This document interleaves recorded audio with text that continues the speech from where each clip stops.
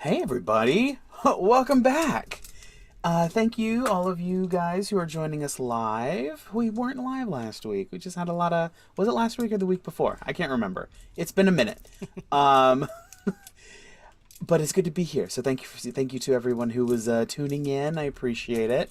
And same to everyone who's looking in and tuning in on the VODs on YouTube afterward. Um, if you are on the VODs, we are live most Tuesdays, 8 p.m. Eastern, 5 p.m. Pacific, or whatever that translates to your local time. Um, and we stream on Twitch, YouTube, and Moonbeam if you're on any of those places. Just come join us if you can. If you can't, that's okay too. I appreciate you, and I see your views. Hey. Yes. Um, yeah. If for whatever reason you are looking for a live stream spot or looking to find something out about either this game or another game, RPGstorytelling.com got you covered. Gets you all the links, gets you all the socials, gets you all the good stuff, all the merch. Hey, merch is good. There we go. I feel like I haven't done this in years. Um, but thanks for joining us. I appreciate you. Anything else that you want to tack on there, Sarah? So speaking of merchandise, I've been busy over the last couple of weeks adding a ton of new merchandise to our online store. I've got shirts, mugs, notebooks, gaming mouse pads, posters, framed posters, blankets, just like a ton of things that are going up there, and I'm working on putting up a ton more. So keep an eye out, and you might find something you like. Nice. That's good stuff. That's good stuff. All right, well, without further ado, I seem to feel the, ooh, that is a little bit loud there for me, without my AC on in the background. But, without further ado, I think it's time to surrender to the pull of the mist once more, to let them spirit us away. Spirit us away, see what I did there? And slip back into the land of Barovia, where there is no sun and whose skies are always overcast with the thick clouds of the mists. As it is now, so has it been for decades, centuries passing as has each before it. The people here are born, they live, and they die. Some are even unlucky enough to find that they live through another turn of the cycle, when the mists and the shadowy creatures that inhabit them deem it time to raise the Count from his slumber and gather souls from beyond their borders to entertain and torture the denizens here. And this is where our story continues. Gawain, what happened last time? Okay, so last time on Trapped in the Mist, we picked up at the Blue Water Inn, with the team more or less coming together. We waited a little bit for Nedro. While we waited, Gawain made breakfast, or helped with the breakfast rush. Yana was still a little drunk with Shadow Fury in pieces in the bar. We we waited for Ned, who eventually came back from the Kalos Academy, I think, where he gets scrolls. Yep. And through an ingenious idea from Nedro, it brought back a bunch of rope trick scrolls, because it is the only way to have a private conversation in Barovia. To be sure you're having a private conversation. So we did that. We made a very strict rule, very Fight Club, like we do not talk about anything outside of the rope trick. Anything vital. If we ever have to have that discussion, we'll use a scroll. We went up into the scroll, had a discussion. One of the things we talked about was if the giant silver dragon heart from Argynvost is how we can take that out, because it is essentially a second life for Strahd. So it is a large obstacle in our way. And Gawain made an offhand comment about to Ivor about maybe materializing a black hole, and Nedro made that feasible. I'd forgotten about with that. with I a didn't. Oh yeah, and please remember, this is going to have a repeating shot ballista is what it's coming from. Yeah. I hope we get to stake Strahd through the heart with a ballista, because that would be incredibly metal. So cool. I think the lesson learned here is if you piss off Ned, he will come up with creative ideas to get your ass. Yep. We talked about the idea was to build I've seen it online before. It's called the projectile of total annihilation, I think. Effectively making a collapsible bolt where two bags of holding can thump and warp space-time. And so we're beginning plans on that. We did some research into Bucephalus. Riss was able to determine with a 30 Arcana check that Bucephalus is not a fine steed. He's not a conjuration. He is just a steed.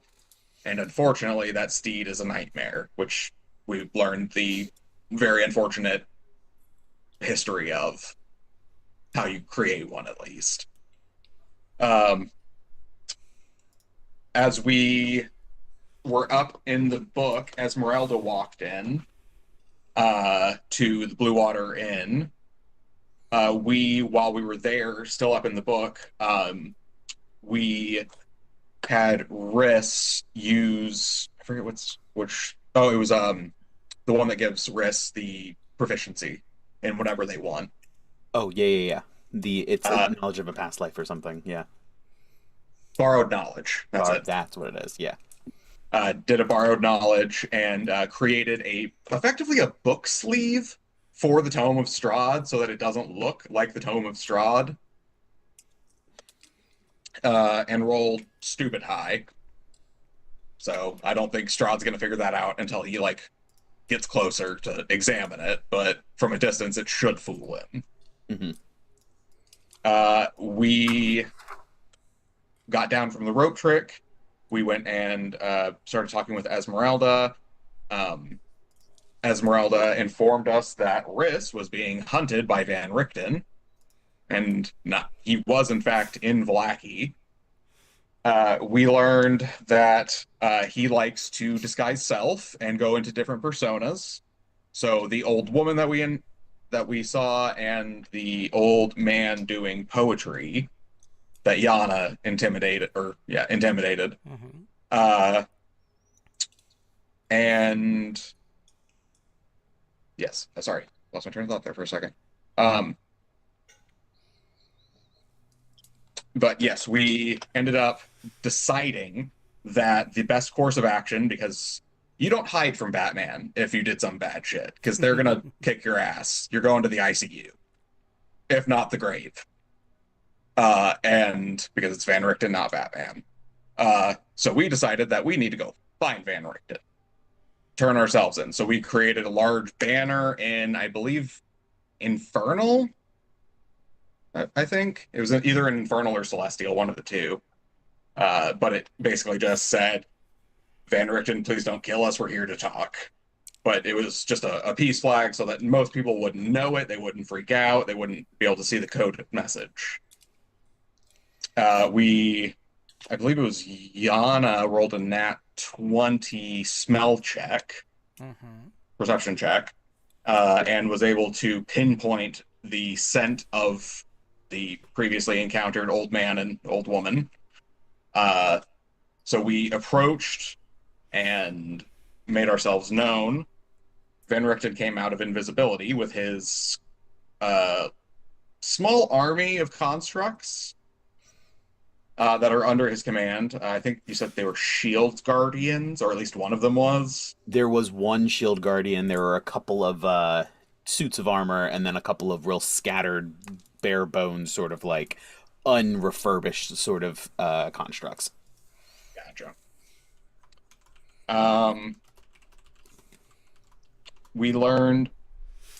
Let's see. Oh yes, we also went and my notes went a little out of order. But we learned from Esmeralda also about Van Richten a little bit, learning that years ago his wife and son his wife was killed, and his son was kidnapped, taken to Ravenloft, turned into a vampire. Van Richten then had to infiltrate the castle and put his son down so that he wouldn't be a vampire. Which we're not supposed to tell Van Richten that we know that. We also got we went and got more scrolls, rope trick, shield, absorb elements, just, basics. We are going to pick up coming out of the rope trick with Van Richten. And we learned a little detail that, at least to Yana's knowledge, Yana believes that she has killed her sperm donor. Yeah, whatever you want to call him. Mm-hmm. So that's interesting because that's like the first we've heard of it. And Escher's a pretty hated person, so it would have come up, we thought. But yes, we pick up from there. Yeah. So as I wanted to say Esmeralda, as Van Richten descends and recollects his constructs, and either disappears or returns to hiding or leaves. He somehow fades from view. And you guys are once again here in Vallaki. Free to move around. The city is yours. Excuse me. You are currently in the slums, which is sort of like the projects area.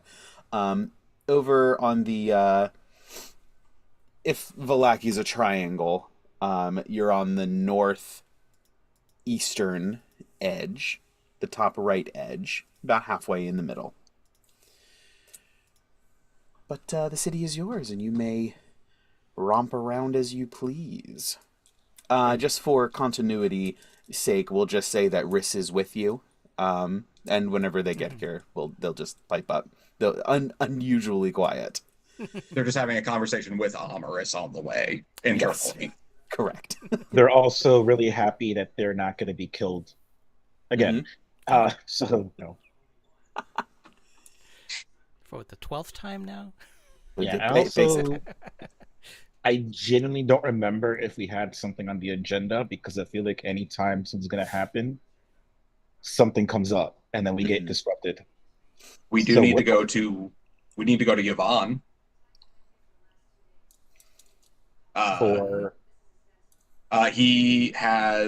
We need to talk to him, number one, about the ballista. And number two, we need to pick up the barding that I commissioned a while ago for Yana's mount, which we need to introduce her to. Ooh, and then the other things I think we wanted to do was speak to, what's the name of that tribe again? Vistani? The Vistani. We speak to the Vistani. They have some information we probably need. I think it was implied that the keepers of the Fang may have some information that's useful to us too. So we have a few steps to take. Okay, got it. Yep. Okay. To Yvonne, I guess. Yes, let's go. And as we start walking over there, Yana's going to pull out her cookie and start munching. All right. Yeah. So as you feel the magic reaching out to, almost as though something is channeling itself through you, using in a like it's something outside of yourself is working through you to create itself in a new way, in a new place. It's like the magic is casting itself through you. You are but the conduit. As you cast Find Steed through this spell.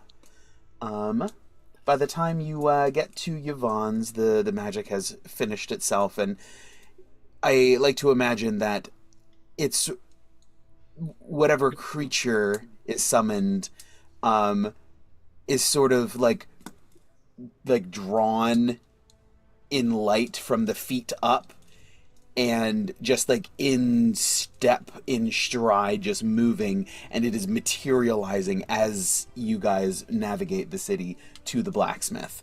But what animal is manifest? So, as Yana's nibbling on the cookie as we're walking, Gawain is just going to start tracing some celestial runes that he's only done a couple of times, and it basically is just enough to part the mist for like that long to allow the steed to come through. And apparating is a massive looking creature. It almost looks like a panther, but it has tusks going backwards. It looks incredibly muscular and lithe. I just popped it in story time. But apparating is a moorbounder. I love it. Let's find out. Oh, I love it. I'm very excited. Oh, that's cool. And as she apparates, as she finishes apparating, I'll just finish the sigil and just kind of give a little scritch to the light, and the fur will start to start growing out into this light form, and it manifests and say, "This is Bellatrix." I think we'll get along quite nicely. And I give her a scratch under the neck, under the chin. Rub behind the ears, everywhere.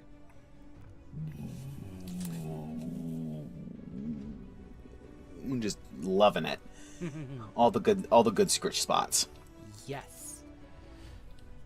You almost, it's so low you almost don't hear it but feel it. The rumbles and the purring. She's having a good time. She's here, having living her best life. Yes. So, as we keep walking over to Yvonne's, I just keep the scritches going, just basically communicating with her back and forth, getting to know her getting to know me, and figuring each other out.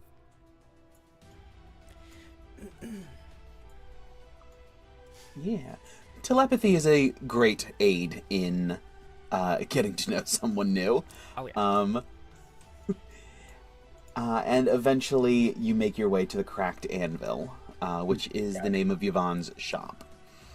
The familiar king, king, king, ding, ding, ding, ding,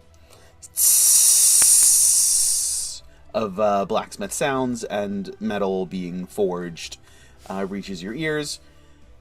Comforting sound to you, Ivor. You don't get much time to put into the... You don't really get a lot of time to put into the shop anymore. And it almost sounds like home. It's familiar. It's comforting. Mm-hmm. Very familiar sounds. there's a crack, a crash, and some swearing. And just like some like writing of some large furniture. And yeah, as you walk in, he's sort of dusting his hands off after picking some large furniture back up and putting it back on its feet.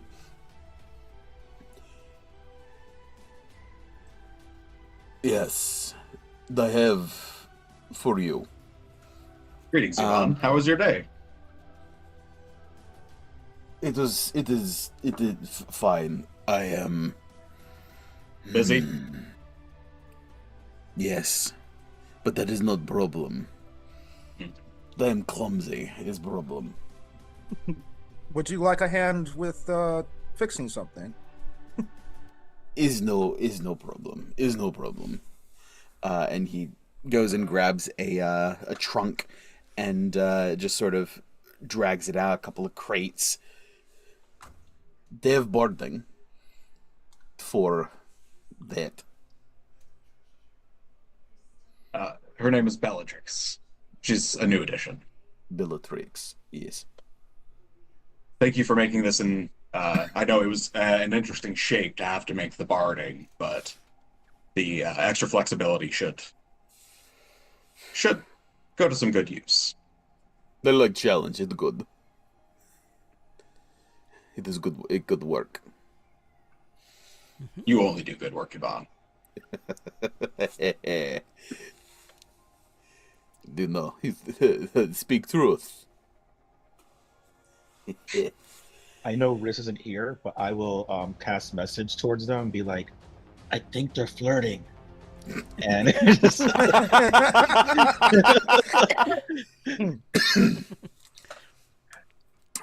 being in conversation with Amaris themselves, for the first time, you get a double reply from Riss, as I'm sure Riss is like, I think so. And Amaris is like, what are you talking about?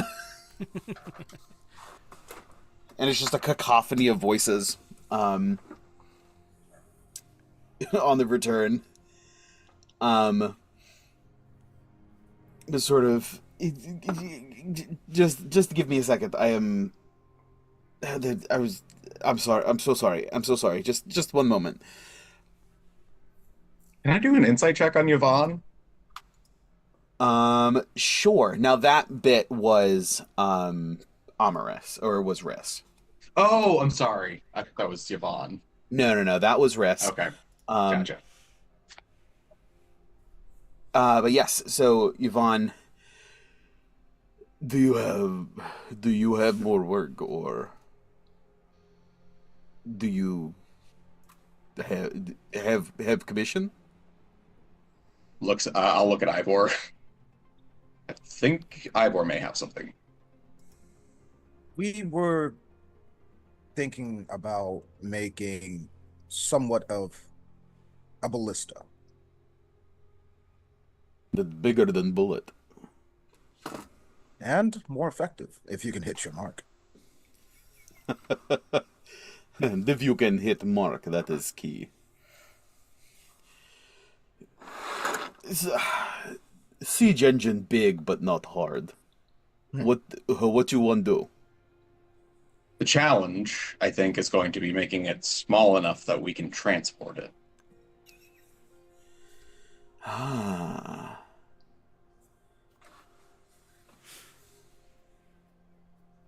So not siege engine, just small siege. In the middle.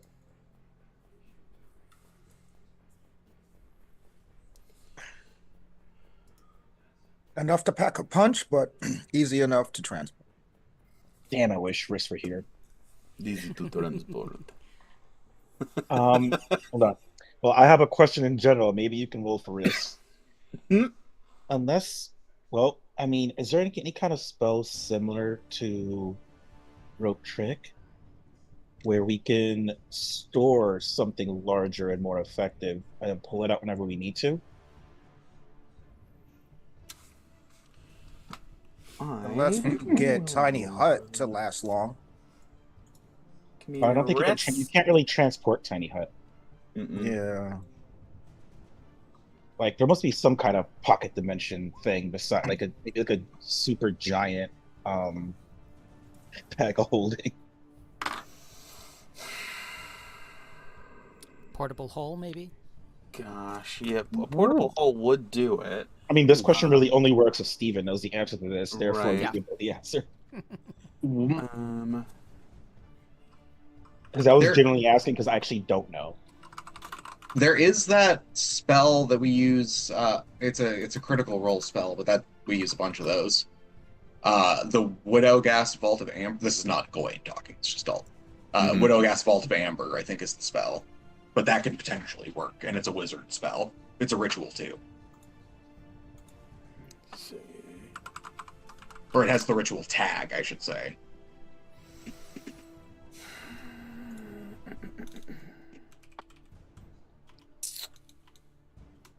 Let's see. We got Riss rolled pretty well. Got an 18.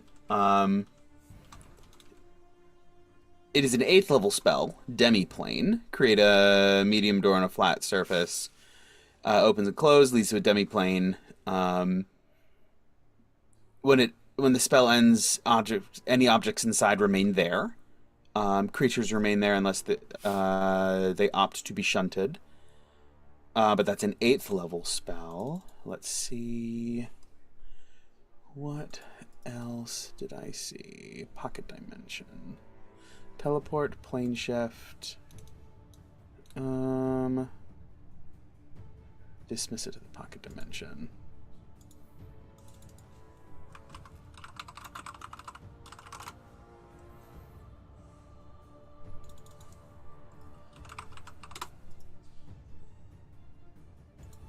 Alright, give me... reset all filters.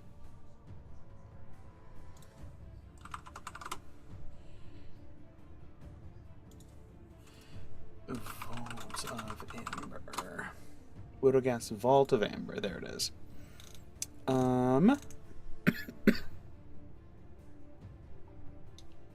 Store an object weighing up to 500 pounds inside an amber crystal. It can be released as an action. Casting time 1 minute. Cast as a ritual. 5 amber gems worth at least 200 gold pieces.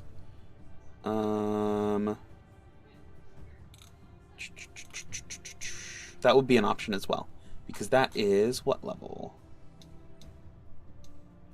4. That is something that you guys might be able to get access to. What's it called? It is Widowghast's Vault of Amber. It's not on D&D Beyond, but if you Google it, you can get a description of it. Widow Ghosts. I'll put it in the chat. Thank you. I guess because my argument was I don't want it to be so small that it loses the effectiveness that we wanted from it in the first place. Mm-hmm. Yeah, that's fair. We want the distance shot as much as we can get it. Mm-hmm. Yeah.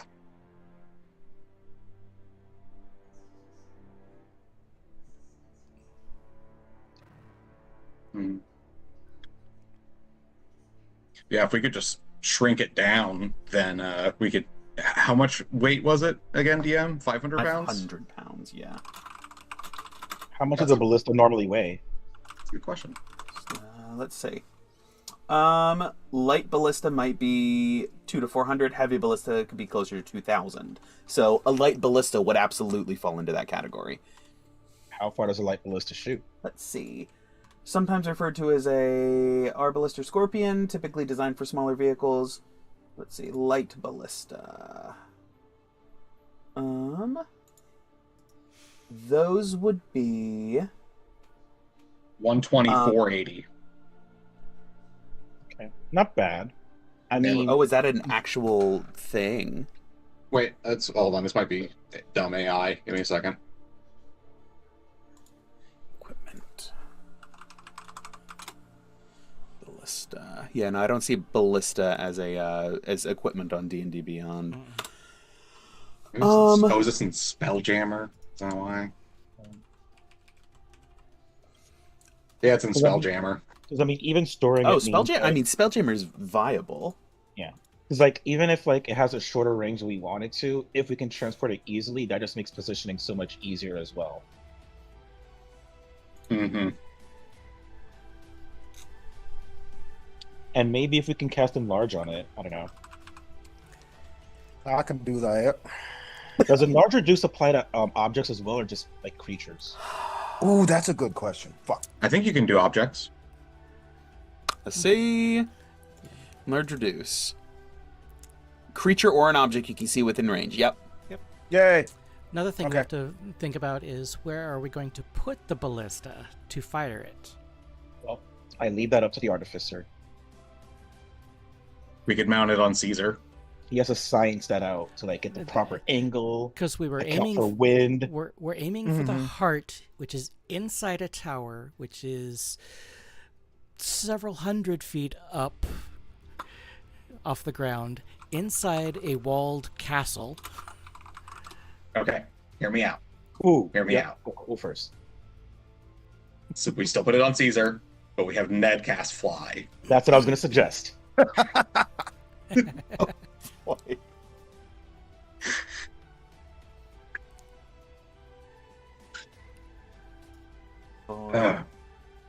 Let's see.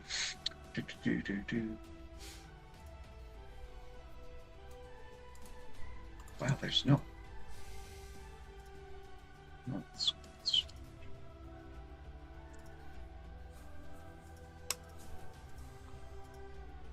Siege equipment. Okay, let's see. But yeah, those are all viable options. So the idea of the basics, at least Yvonne can get started on drawing up some plans for a lighter, but still a chunky boy. A light, heavy ballista. Yeah, a light, heavy ballista. Yes. Minimizing what he can, but also like power is also a priority. So that being in the mix, absolutely can get started on that. A project like this, he does not have a timetable for.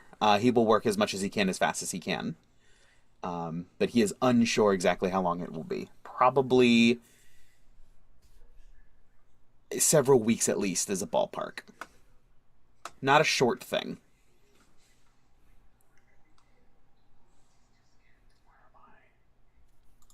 Let's see. So I'm on a museum website, and it says that it could fire a 3-foot bolt, was capable of hitting a wall up to 550 yards away. I said so yards. that's like 1,500 That's- feet. Yeah. Yeah, it's range for days. And I'm guessing with the sharpshooter feat, probably pretty good, even at that distance. Mm-hmm. 2 to Ballista. 3,000. No, 12480 is the DMG siege equipment for a ballista. So we Oh, okay. will see what we can do. Yeah. So it's a large object. It's a little unimpressive. You guys are going for something that hits like a truck. This thing does 3d10. It's not a lot.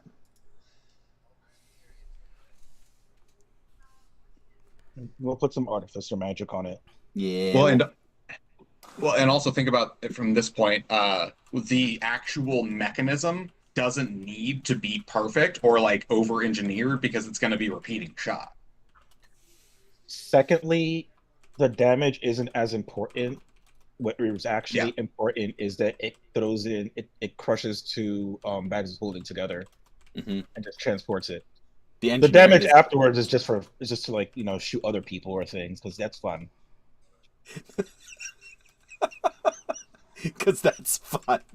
I love it.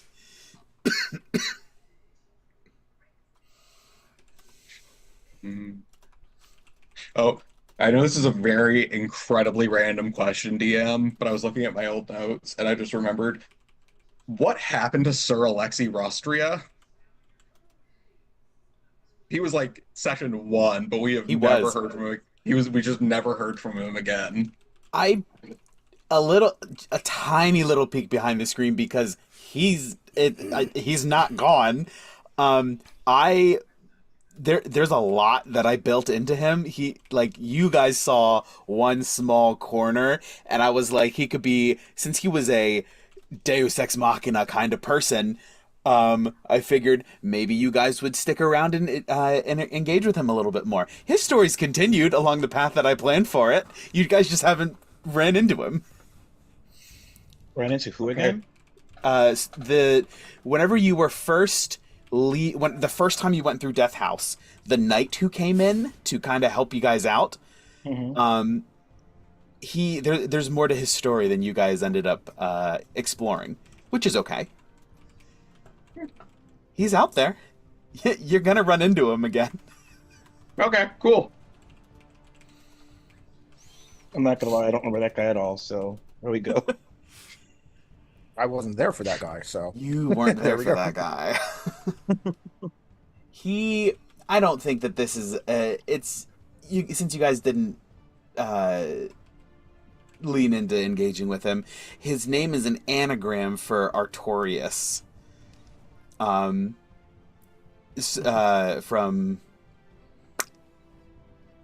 wow. Not Bloodborne, Dark Souls. Sir Artorias' great sword is the one that the dog has. Oh, the big I never puppy. played Dark Soul. Oh, the one that has the sword in its mouth? The dog that has the sword, that's Artorias' great sword. And I was like, Okay. this is fun. That's funny. A reveal that was never to be. It's okay. That's how D&D works. But yeah, so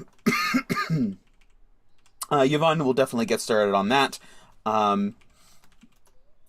Working top down and leaving like feat, basing, linkages, all of that to last for collaboration with Ivor, as you guys realize and figure out exactly how you want to mount this, how you want to use it. But yeah, he'll start working on that. Awesome. I'm assuming I like go over and draw up a few sketches and schematics and help them out plan it real quick. Yeah, so the basics at least to get him started. Okay. Now there is question of payment. I will need money for material and time.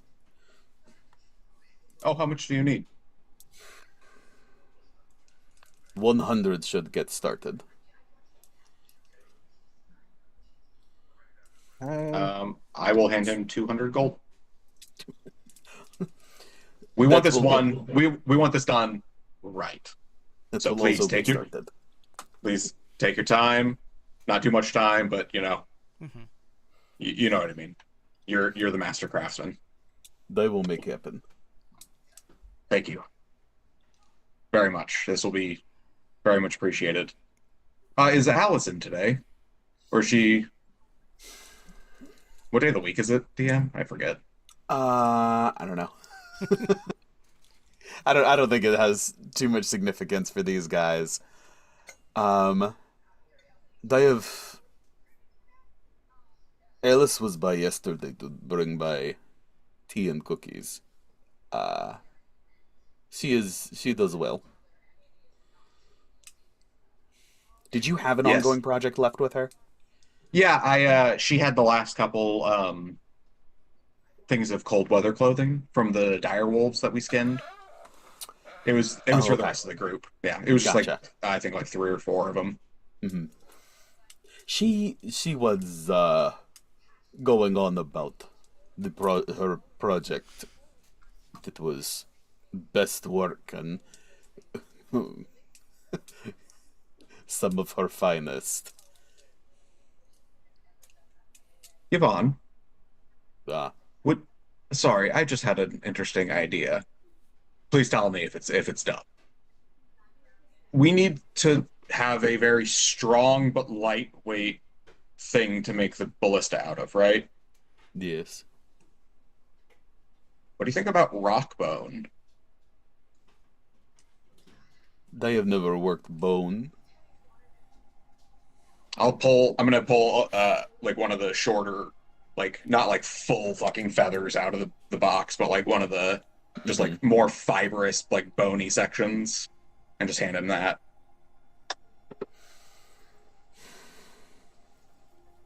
Not for the. I don't know if you could use it, but it is possibility. I am not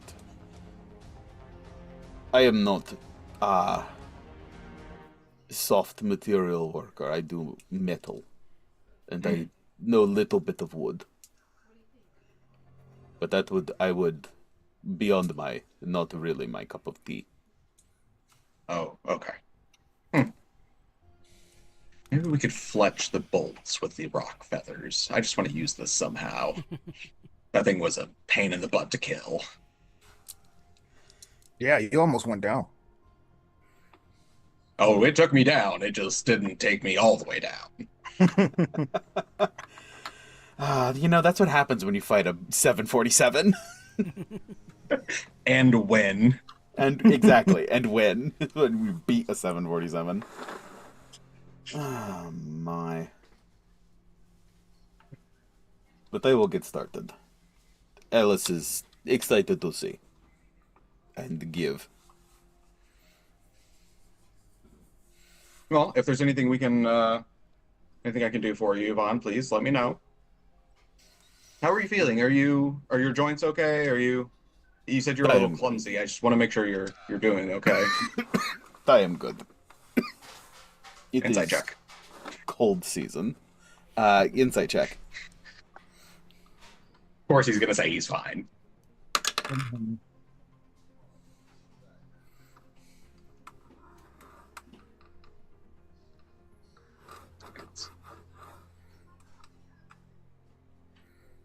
Insight, Jesus Christ. 2. Fuck. Sorry. That's a 17. 17. He's only a little under the weather, nothing major. Okay. It's cold season. Cold and flu season going around. I'll go ahead and pull out a couple of tea bags and of like nice herbal tea and a little jar of honey, and just give that to him. And if you're still feeling a bit, I know this at least helps me for my growing pains, and Alice seems to use it for her arthritis. But if you need any of this, I'll just hand a little vial of the CBD that Ned gave me. Nice. R.I.P. Sunflower. He's out there somewhere. Yes, he is. That is, I appreciate it. I will. Yes, thank you. Well, it was good seeing you, friend. Same to all of you. I'm glad to see. Feel good.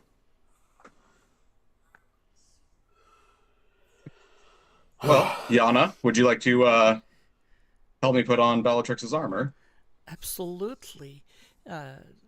She's ready to try it. She's been excitedly sniffing it and nosing it for like a couple of moments now. Mm-hmm.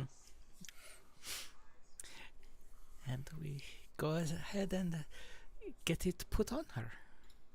Yeah. Put on the gambeson first around Bellatrix's body, and then start layering on the armor and then the saddle that's built into it and all that. Yep. She was excited about it, and now that it's on, she's... I'm gonna... odds or evens? Because the odds are never in my favor. Let's go with evens. Never in your favor. Evens. She tolerates it well enough. She'll grow to deal with it. Yeah. She does lick at a couple of like the places where it like moving like rubs against it. Not that it digs in, but just like the friction points. She starts licking at them a little bit extra, and like you can see part of the gambeson starting to fray already with like how rough her tongue is.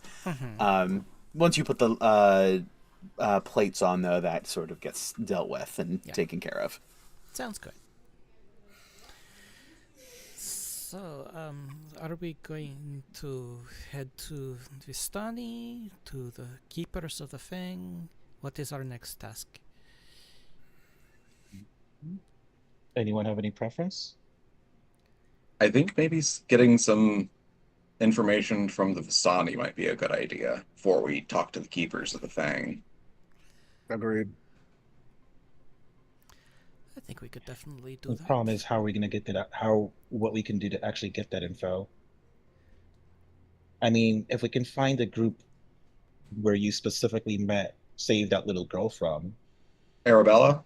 Correct. That might be our That's a good best point. bet. Orion does know Arabella's send. Mm-hmm. Yeah, I'll just link with Orion and be like, hey, buddy, we're trying to find that little girl that we saved on the beach. Do you remember her? We're gonna try to find her so that we can go talk to her elders, okay? He doesn't have a voice, but he sort of like his posture shifts, and he gives like a mental like, got it. Give me an intelligence check first to recall, and this will affect the DC for his scent, to pick up the scent, or see how well he recalls. Does it have to be intelligence? Yes, this is memory. Oh wait, no, he has a higher Because intelligence. he has a higher one because we're using the 2014. Yeah, sorry. I was about to say, because I was like, he has a -4 intelligence. That's not right. No, not quite. It's supposed to be a +0, right? It's, what does the spell say? Because it gives him a, let's see, steed. This is fine steed. Nope, not legacy. There we are.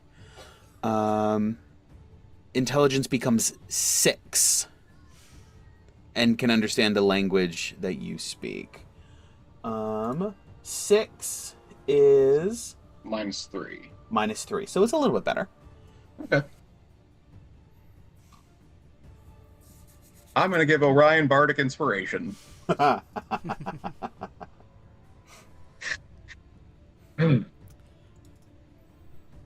Okay. That's decent. What's my Bardic? D6, right? Mm-hmm. Yes, D6. Okay. Dice.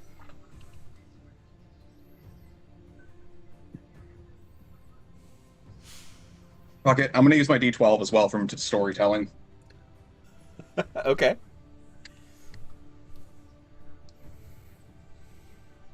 Yeah. Stay in the damn thing. Oh, that helps. That helps a lot. Jeez, math is not mathing.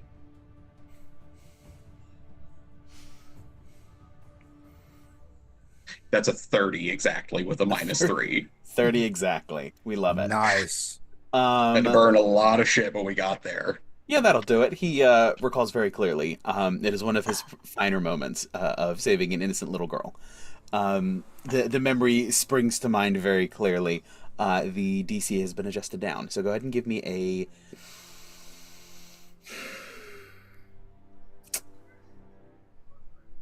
We'll call it survive. He doesn't have... Because he can catch the scent with... He can catch the scent with perception. We'll call it survival, but he does get advantage on it because... Okay. Because of the keen smell. Okay. So, but that's no proficiency, correct? Yeah, I think that's, if I recall the stat block correctly. Stealth and it perception, would just be yeah. a regular wisdom then, if he doesn't have it listed. Okay. I'm gonna give him my second Bardic. Or I guess he doesn't... No, he still needs to have it, even if he doesn't use it, because I can't give it to him after. Yeah, okay, so I'm gonna give it to him. Thank you for the advantage. But 19 and a 1. With the bardic, that's 24. Wisdom, 25. 25. Yeah, that'll do it. Immediately begins to like sniff, sniff, sniff, and then look back at the group of like, all right, we going? I think Orion has the scent. Are we all ready to go? I'm ready. Hold on. I just want to go over because when we're over there, if we get an audience, we certainly want to make sure we have the scrolls. Yes. Let's see. I know I gave everybody one. Risk got two because they can copy one to their spell book, and I believe Ivor knows the spell. Mm-hmm. Yes. For Rope trick. For rope trick. yes. Wait, let me And- double check that. Yeah, because I think don't I wanna used get up. confused. I think I used up mine. If you don't have it, then you can take a long rest and replace one of your spells with it anyway. Mm-hmm. Oh yeah, I didn't take my long rest. Frick. Yeah, I'm actually officially out of them. I kind of used it for all the conversations we had. But secondly, I did ask Alexi, who knows it, to please make more for us. So, there's that. For obviously not now, but when we get back, maybe after a few days, you'll have some. All right. All right. So armed with your scrolls, is there a gate down here? I don't think there's a gate on the south. There's just the morning gate and the sunset gate. All right. Orion knows that he needs to get out of the city, and begins to lead you guys up and away from the cracked anvil and back onto the main road, taking you out by the orphanage and the remnants of the church through the encampment that now holds only the Kresk refugees. It's been several days, and Barovians are filtering back out to Barovia. But as you head through, the individuals from Kresk are still here, still making it happen. Heading out through the western gate, immediately turning back down and going through into the forest. You recall there was a Vistani encampment down to the south of here where they had sort of like dug in a little bit, set down some roots, a little bit more semi-permanent than perhaps other elements of their nomadic culture. Begins leading you down here. Just for fun, Gawain, roll me a d20. Since you're up at the front with Orion, I suspect. Yep. 11. 11. As you filter through, sort of picking your way through, Orion leading the charge and guiding you. No major. It's a good 15 or 20 minutes of hiking through the woods. No major issues or creatures present themselves. Everyone give me a persuasion check, we'll say. Or wait, what are we persuading? Because there are guards just sort of hanging out, spies hanging out in the trees, making sure that they know who's rolling up. Basically just to vibe check with these guys. Make sure that you present yourself with the proper energy. Everyone give me a persuasion check. And these are Vistani spies, I'm guessing? Yes, these would be Vistani individuals at the outskirts of the camp. My God, I rolled a 2, but my +9 gave it an 11. I rolled a 3 with a -2. Oh, of course you did. Dirty one. We love it. Jeez. That's a 28 from Gawain. Perfect. All right, just somebody trying to Shining help armor it. did it. Just hoping I don't turn around and my group is dead. Honestly, he should have had advantage on that roll anyway, considering. The DC has been adjusted because you guys do have good standing with the camp down here. Ivor, what'd you get? 14. 14. That is 3 successes. As you guys sort of break through the tree line on the very edge of camp, a couple of individuals sort of drop out of the trees and greet you. They're not faces that you have seen before, but they are classic Vistani. The two who greet you are both male, and as such are wearing very drab, almost like raggedy clothes, as their culture is wont to do. The men wear very low and very inexpensive clothes, and the women get real dressed up and real dolled up. So they greet you. It is good to see you all again. Thank you for what you have done. What do we owe the pleasure? Well, we wish to potentially speak, if it is possible, with Madame Ava. That was the Serpul tribe, not this one. Yes, Madame Ava is not. Sorry. Madame Ava is not that- here at this location. Sorry, that was a Dalton thing. Sorry. Well, that's okay. Yeah. We're looking to speak to your elders. Speak to. I can. Come, please come. I will inform them that you're here. And they lead you into the camp. Out of game, what specific question do we have for these guys again? Because I forget it was like a lot of parts of this.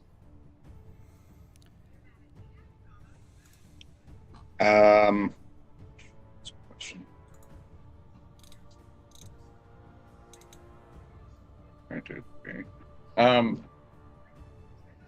Yeah, I don't remember exactly why we were coming to the Vistani. I know I thought we were trying to talk to Madame Ava. That was my understanding.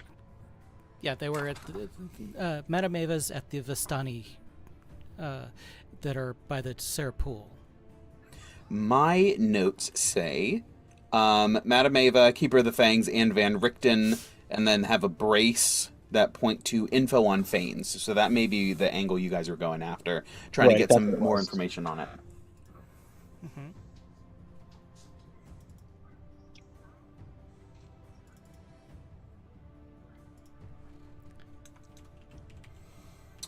As these two Vistani bring you in to the camp, they set you up in a nice little outdoor. It's lively, and the energy is actually quite nice. The Vistani are some of the only people who enjoy their lives here in Barovia, probably on account of the fact that they can leave when they want to, and move around, but they also end up coming back. But they are not locked in here. They just have a cultural history here, so they come back of their own volition, strangely enough. It's lively. It's sort of like an open air, not like a bazaar, but like an open air cafe sort of idea, where it's people. There's like shoe shiners. There's it feels sort of like 1920s New York, but like the glorified version, where it's like nice and high spirits and like popping off, and it's a good spot. They seat you down. They get you a little coffee. It's also sort of which they're the only ones who have. They get you a little espresso, which would be new to several of you, having never had coffee before. I will go and inform I'll inform our leadership that you are here and wish to have a conversation with them. Please enjoy yourself, whatever you need. And the two of them scurry off to go grab their leaders. After just a few moments, you're there. You have some coffee or some whatever treats that they've given you, sipping on it, nibbling on them. Let's see, who was the father? Aragal.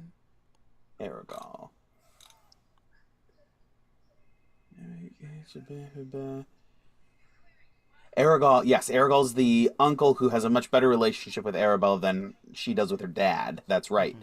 So he's the primary guy who was really worried about it. But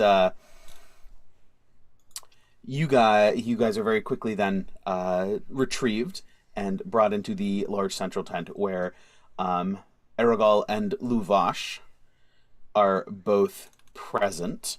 And they've broken for like afternoon tea, basically, or a morning tea, depending on whatever time it is. And they also have some refreshments laid out. Aragal stands up and approaches. Well, Matt. Well, what do we owe the pleasure? What can we help you with?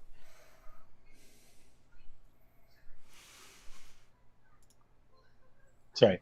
To be clear, this is like this person's their leader. Yeah, these two are the ones who are in charge.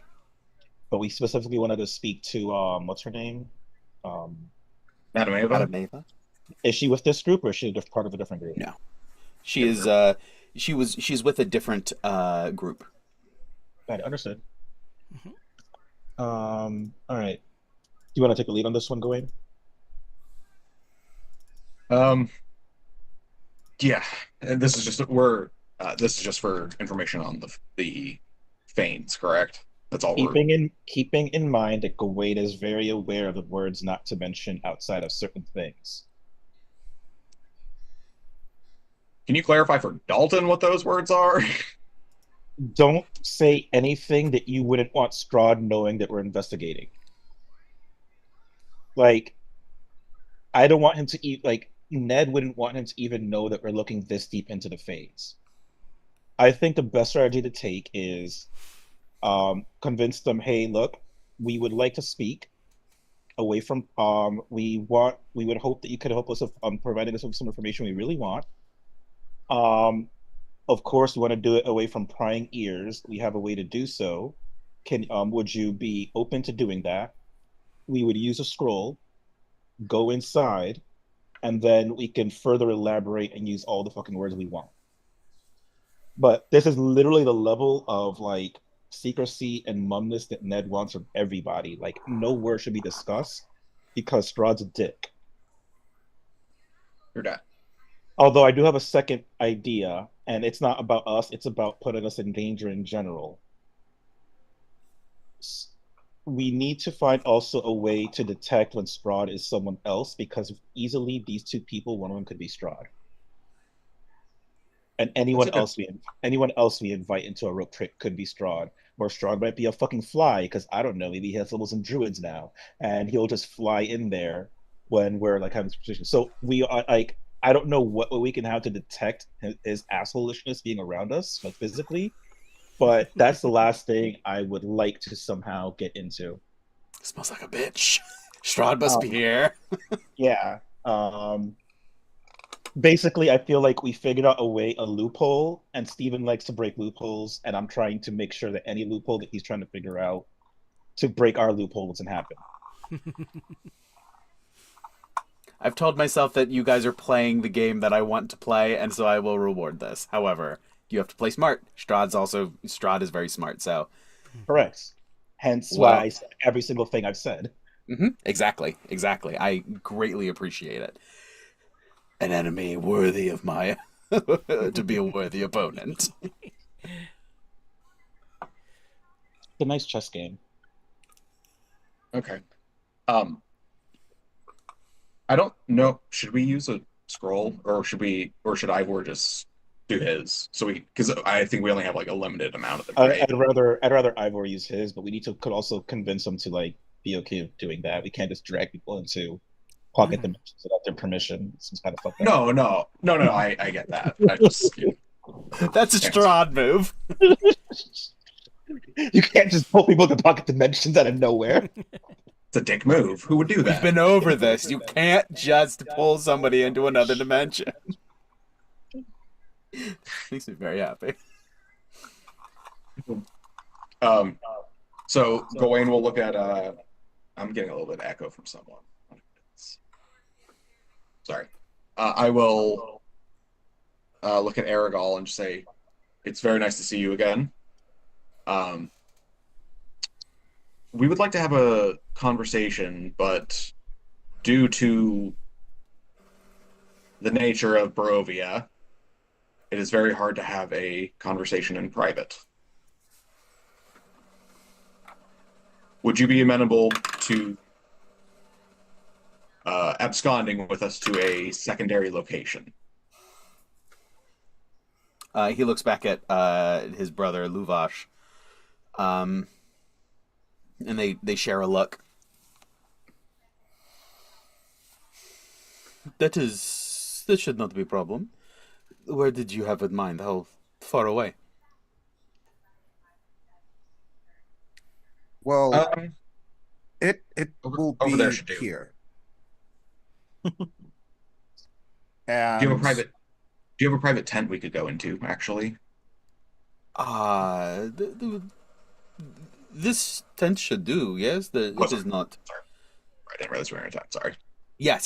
They invited you into the central tent where they're sort of dealing with the affairs of the tribe. Okay.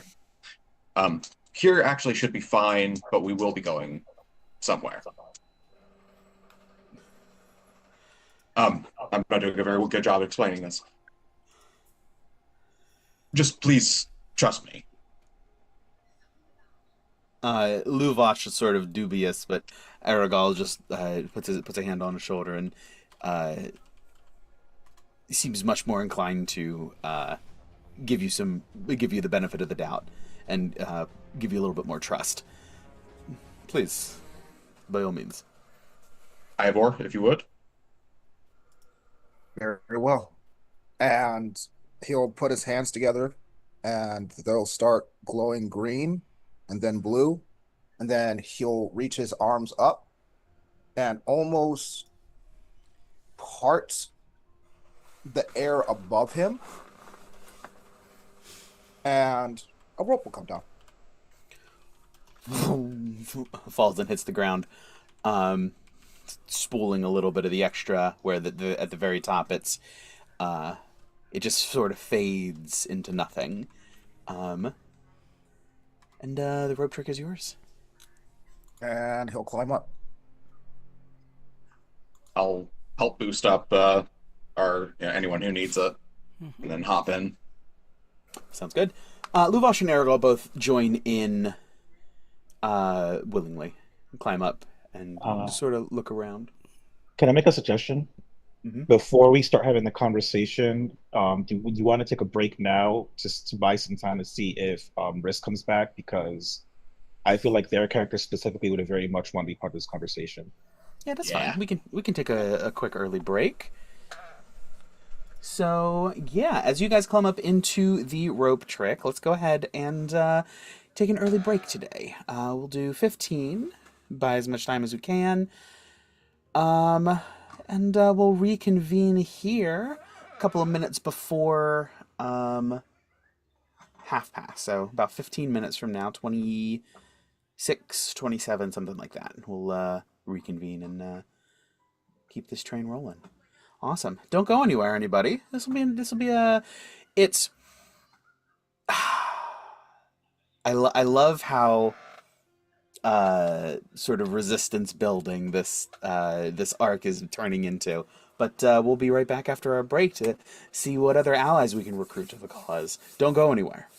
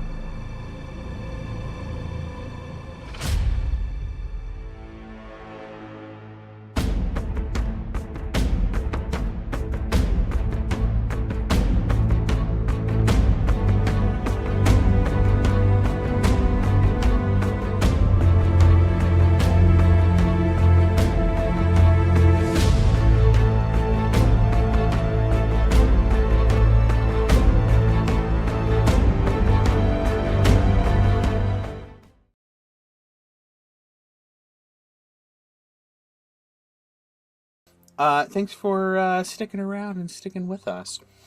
So last we left off, the group joined Luvash and Aragal, who are the de facto leaders of this little establishment of Vistani, and invited them into a rope trick to talk privately. Now, we are going to rewind just a little bit to the moment in the time that they had just before being brought up to that tent and brought into that conversation.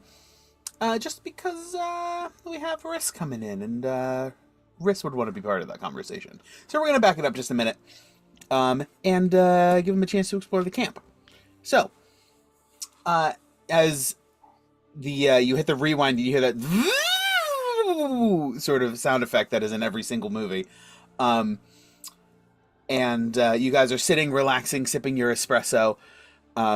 Around you, there are a number of little vendors. They have, think like a craft show, like a farmer's market sort of vibe. There's little vendors, there's open air like racks of clothes, there's jewelers, there's street food, there's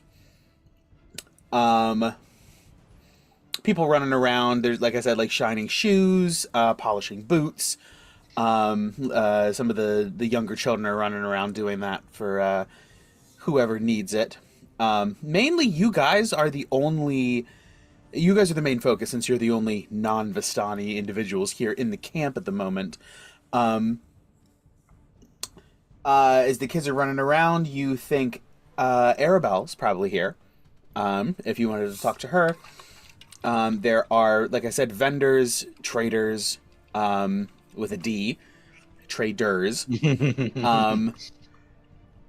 and a whole host of individuals that you can interact with. So, what tickles your fancy? What catch your eye?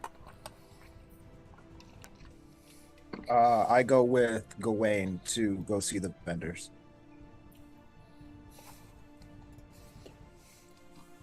Yeah, I'll go check out I'll probably go to one of the food vendors and go, because if they have outside stuff, I'm very interested.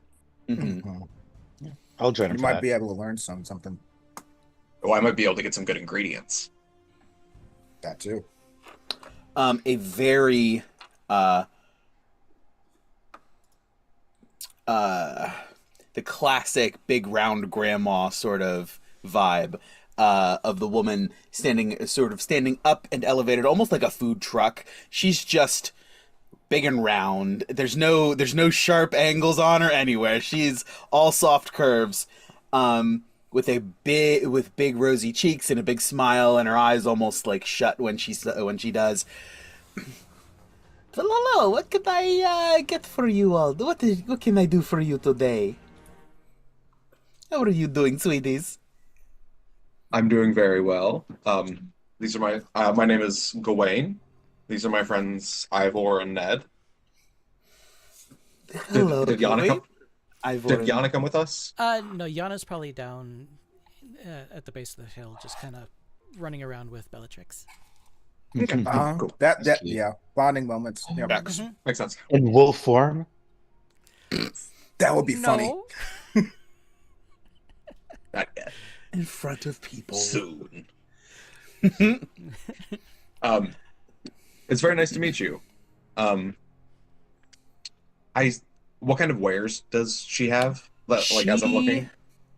You wanted a food place, specifically Either one. a shop, not a vendor, because you're looking for okay, so a little bit of both.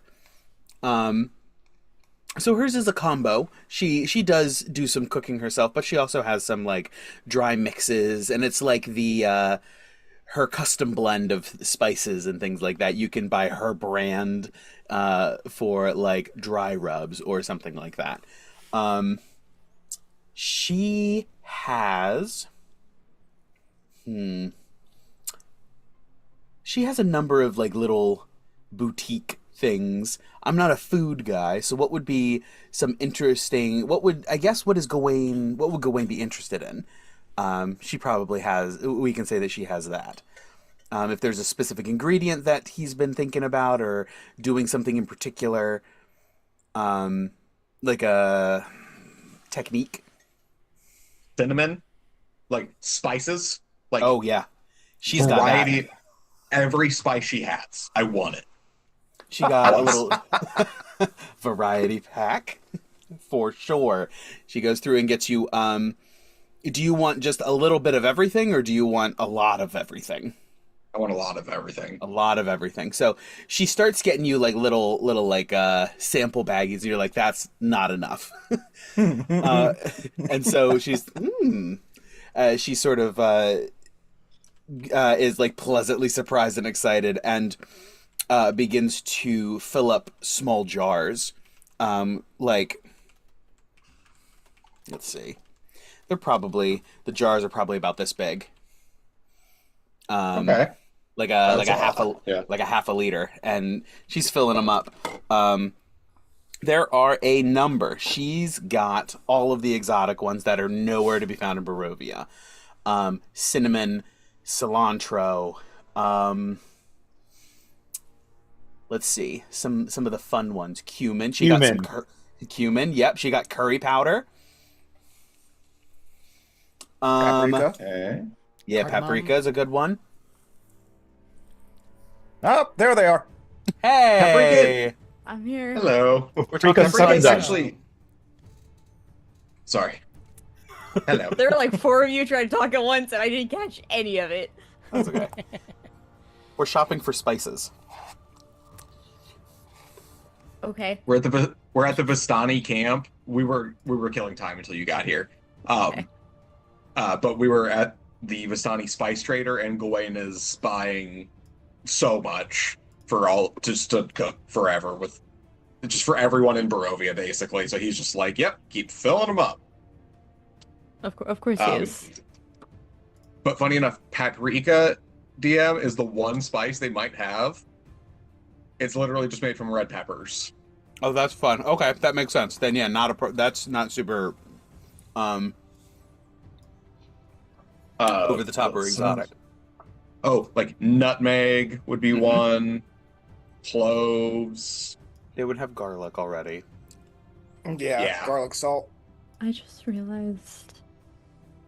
Sorry, I just opened my character sheet. I realized I'm still attuned to Evening Shade. Could I have unattuned to that at some point, or is it cursed? It's in the box. Oh. I don't know if you're still tuned to it, but it's in the box. Let me see. Lynn, do you want to be caught up on what it is that we're doing and why we wanted you here? Absolutely. No, it's not first. Okay, so far what we've done is we met with some of the artisans in town, and they're working on like blueprints for the big ass ballista. We discussed, and by we I mean Riss, your character, is smart enough to have figured out that there might be a spell that we can use to store a big ass ballista for a while until we need it. That spell being one that's not like where's it from? Exandria from Critical Role. Yeah, it's something called Widowghast Vault of Amber, which is like a fourth level spell that I guess. Oh lets you yes, put yeah, I'm manuscript. familiar with the spell. Yeah, okay. Got it. So, and then we'll figure out how to do that later. And now we made ourselves we landed ourselves back in the Vistani, specifically the group where we saved the little girl, or specifically Gawain did, because we figured if we're gonna get any information for the Vistani, it might be a group that we actually looked out. So we're exploring the town, and then afterwards we're going to try and convince the leadership to join us inside a rope trick, so we can ask all the questions that we had. And if I remember and I think we were discussing it for them, it's pretty much about the Fanes, right? That's what we had. Yeah. So it made sense to have your character here, personally, because you'd have the most information on the Fanes and know specifically what to ask. Okay. But we're exploring the town first and getting spices. I don't know do I have the most information on the fans? Out of anyone here. That feels wild. It might be Yana, if I'm being I honest. was gonna say, I feel like Yana would know a decent amount of information about the fans as well. Riss might know the most, like, plot-relevant information on the fans and, like, what that specifically relates to Strahd, but if we're looking for just, like, general information. Yeah, I mean, whatever information you can pull. Yeah, Yana has studied the lore of the land and things like that. They have both done their history work, just slightly different minors.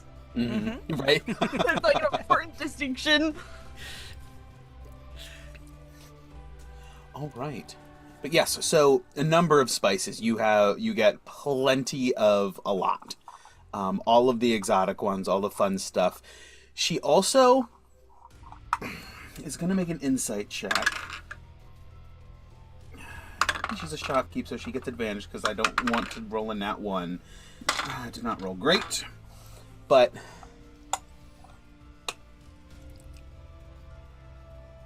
she turns as she's like filling this up.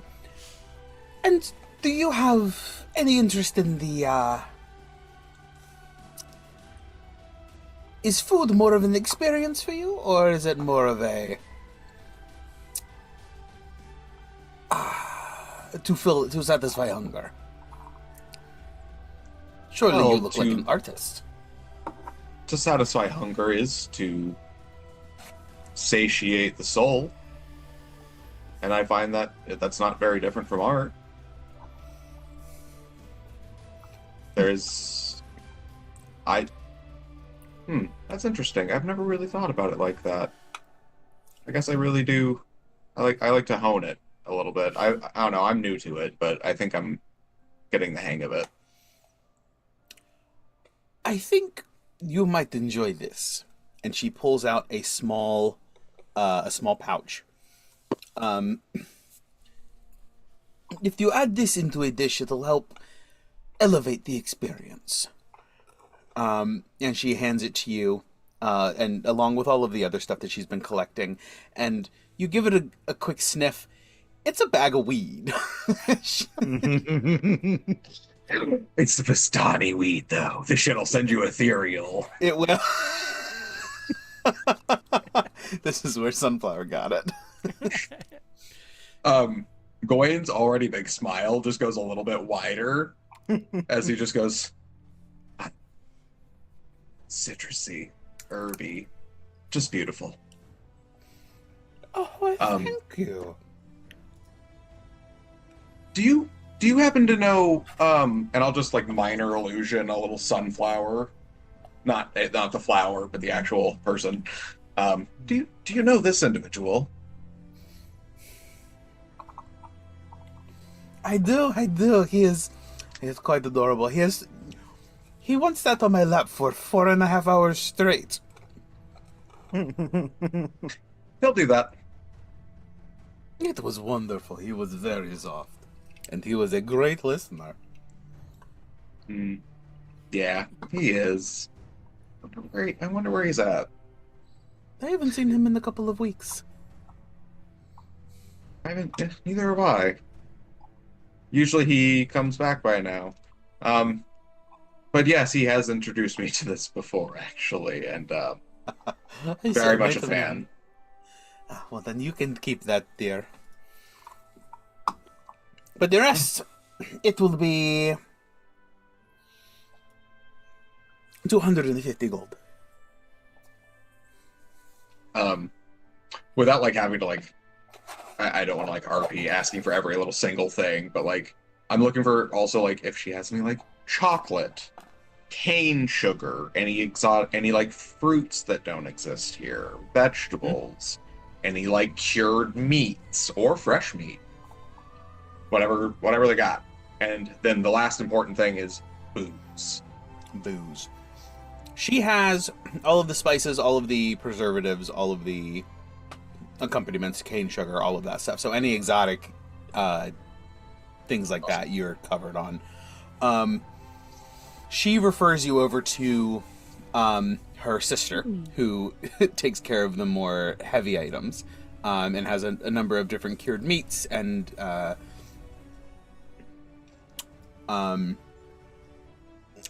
those sort of like larger, more substantive ingredients that would form like the main body of the course. And then she calls her husband over, who gets you some real good like moonshine homemade stuff. We'll wrap that in. We'll just call it 300 altogether. I'm gonna deglaze a pan with that moonshine, and it's gonna accidentally blow out the windows in Rissa's apartment. Please no. Please. It was first my roof, now it's my windows. Yep. Can y'all just like stop breaking my house? Amazing. Hey, Amazing. Ivor fixes it. It's fine. I'll have it done in 3 to 5 business days. So funny. Yeah, but I'll. You said it was how much gold? 300 altogether for all of that stuff that you were looking for. I will spend 350 just to, because I don't. I know she's probably giving me somewhat of a discount from just our interaction, and she also gave me the very nice free weed. Oh yes. Gawain, Ivor is going to hand you 200 silver just to help with costs. Oh, it's okay. All right. I'll add 200 silver. Now I'm at, how much silver do we have in the bank? 10,697 silver. Yeah. Nice. But I do appreciate it. Okay, cool. All right. Yeah, I just stock up on an ungodly amount of ingredients because I'm like, especially anything like saffron or any of these like cool things that we'll probably never see again. Mm-hmm. Or at least until we win or die. Precisely. The confidence is so inspiring, Gawain. I said win first.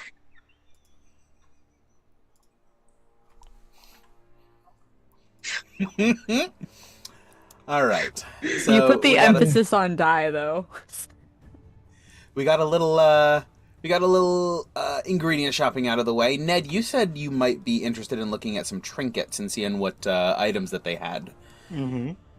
You're looking around. You find a very nice man, dressed very simply, who sort of catches your eye and waves you over, and just reads you like a book. You look like you are looking for some little something, some bauble, some trinket, yes? I have what you need. Come. Oh, well, let's see. And give me your magic items. Let's see. We got... Can I just hide that? Hide advanced filters. Yes, please. He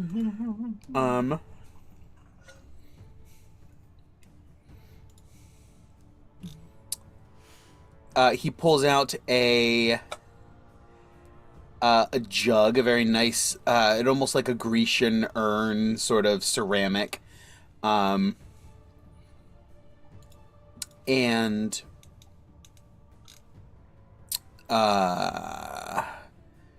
says, "Now this is alchemy at its finest."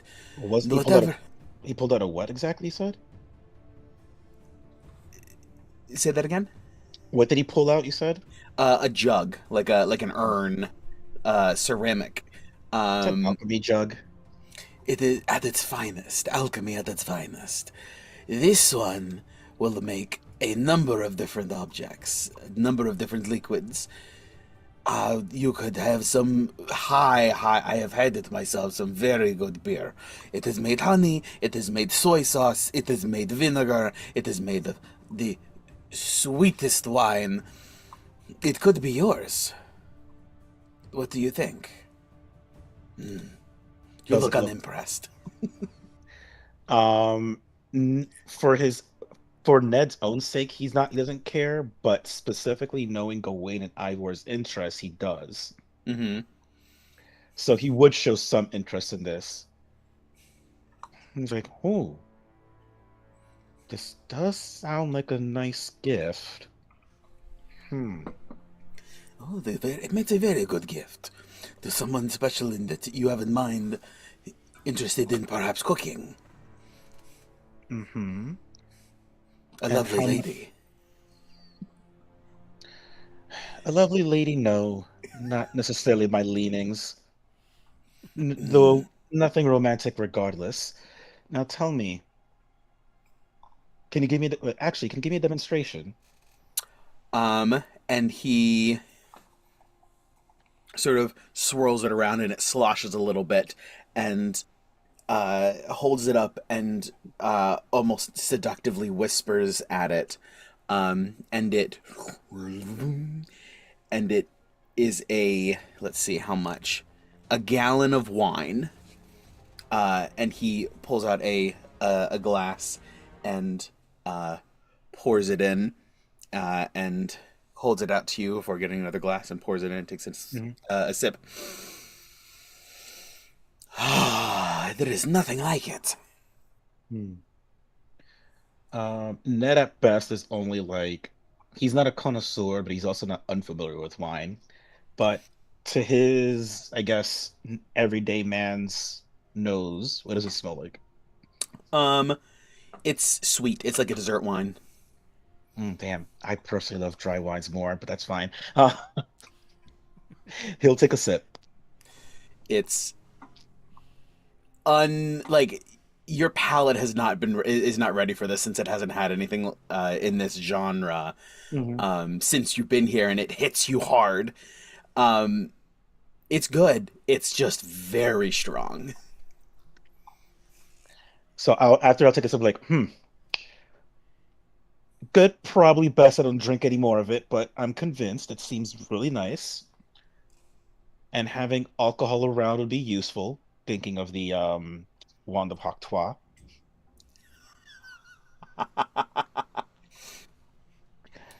How much are you willing to sell this to me for?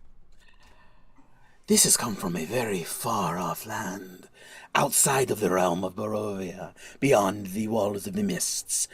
I value it at several hundred gold at least, but it can be yours for 399. Hmm. I'm not good at insight checks, but I would like to do one to see how bad I'm being ripped off.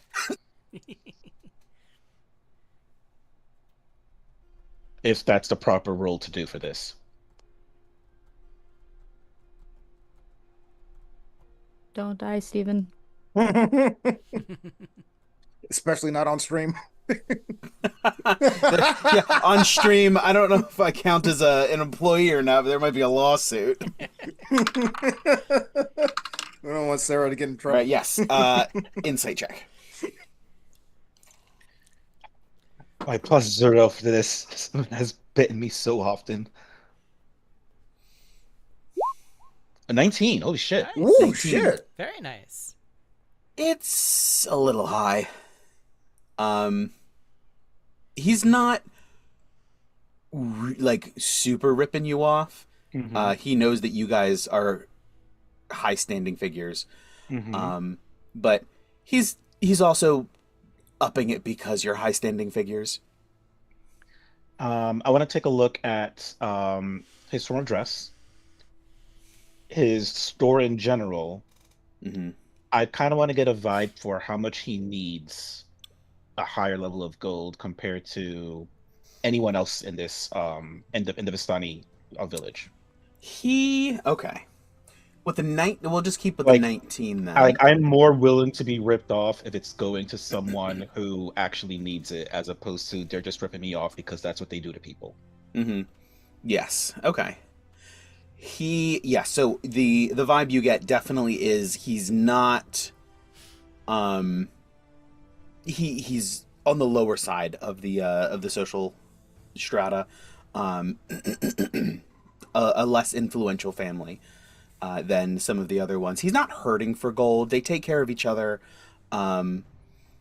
to make sure that everyone is everyone lives a good life, everyone is taken care of, but he doesn't have all of the finer things. The shop does look like it's old, not poorly kept, but there is some wear.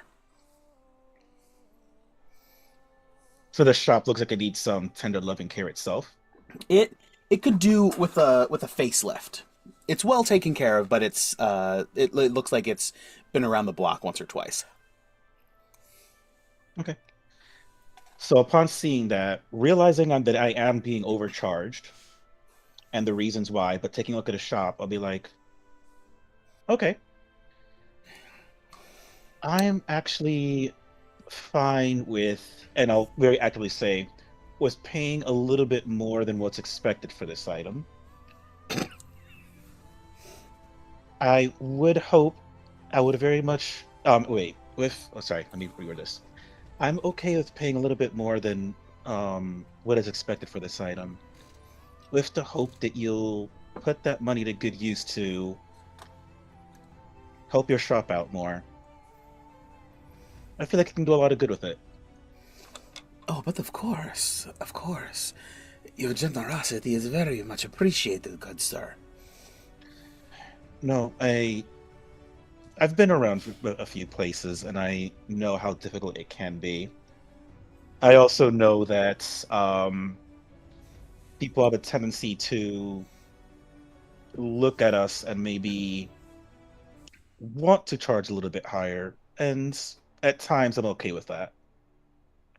At the end of the day, what's the point of money if not to spend it to help the people? Well put, sir. Very well put. And I'm gonna reach to shake his hand and be like, "Just give me a moment. I need to meet with my group to get the money, and then I'll be right back to get this item." Oh, of course. I will be here waiting eagerly for your return. And that's because I do not have that much gold on me, Mhm. but we have a giant tower filled with cash. So, how much is it? $3.99. Damn, that is expensive. But I will eagerly tell both Ivor and Gawain what it is to maybe sweeten it and make that 39 not feel as painful. I mean, Gawain is the money man, not me. Like, so, well, yeah, but we've wanted an alchemy jug, so that's why I'm bringing it to you. It's like, so I know you've wanted one of these. It'll help with your cooking. It'll help with your wine. We are being upcharged a bit, but this guy's shop is kind of dingy, so I think he's kind of gonna use the money. So I don't know. I think it'd be a good thing to buy. What do you guys think? When it comes to money, talk to Gawain. Which shop did you say was slightly dilapidated? And I'll point towards it in whatever direction that is. Probably west, but you know. When you go back over to pay for it, Ivor is just gonna, survey and do a quick fixer up. I know we don't have a lot of time.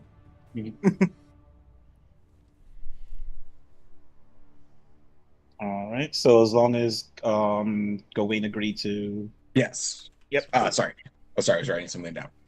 But yes, I think that would be. Even if it is a bit expensive, I think it's still worthwhile to get. I think we'll get a lot of use out of it. Yeah, I mean, your cooking could use it. You can have all these different ingredients from it. It makes wine, which is alcohol, which we could use with that other magic item we had before to release some of the hold it has on things.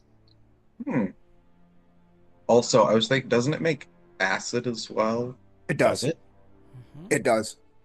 It makes acid. Ivor's like, I fucking know what this does. This one does not. This is an orange one. I forgot there's different kinds. Wait, beer, boiling, tea, honey, mayonnaise, oil, vinegar, water, wine. Mayonnaise Beer, is honey, the funniest mayonnaise, one by soy far. sauce, vinegar. It doesn't make. Neither of them make acid. The legacy one does. Oh, I was going off legacy. Fuck. No, the new regular one does as well. This is an orange one.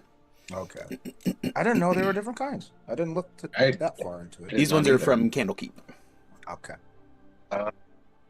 Okay. Fine, no acid, but everything else is nice. Yeah. And if it makes water, that means that I can shape water more often in places I shouldn't be able to, which There always you a thing. go. There you go. So yeah, it's 4 gallons of beer, a gallon of honey, 2 gallons of mayo, a quart of oil, a gallon of soy sauce, 2 gallons of vinegar, 8 gallons of fresh water, 12 gallons of salt water, and then a gallon of wine. And I feel Can like you send that list to me? yeah, It's the orange alchemy jug. You can take a Oh, peek at the okay. item. Yeah. I Wait, like mayonnaise, but like 2 gallons of it just seems kind of gross, honestly.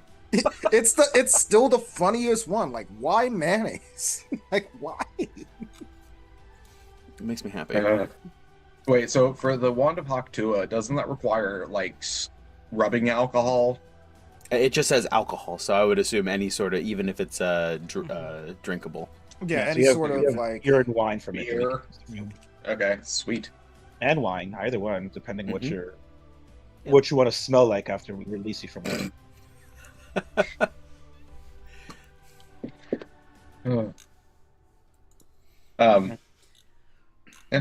Yeah. Gawain will go ahead because so we don't have to throw up the tower every so often. I imagine I just have like a petty fund with me, so we can just dispense with that. Yeah, I don't think we need to worry about like how much gold does anyone have at any one time. If you don't have enough, you can feel free. If you want to, by all means, go right ahead. But you can also just deduct it from the party fund in the tower, and we'll say that it was removed. Magic pockets, anyone? Exactly. You know, just the Baldur's Gate thing of like, oh yes, that person had the key, so I just reached into their pocket and took it. It's mine now. As Gawain's like rummaging through, he's going into the puzzle box, like doing the combo really quick.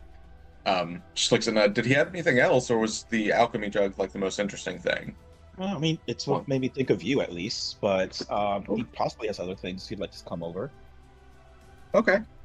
I just got so they had coffee, they have chocolate. I haven't never tried chocolate, but I've read about it in Fantastic Feasts and Where to Find Them, and it sounds delectable. I'm going to experiment with this when we get back to Vallaki.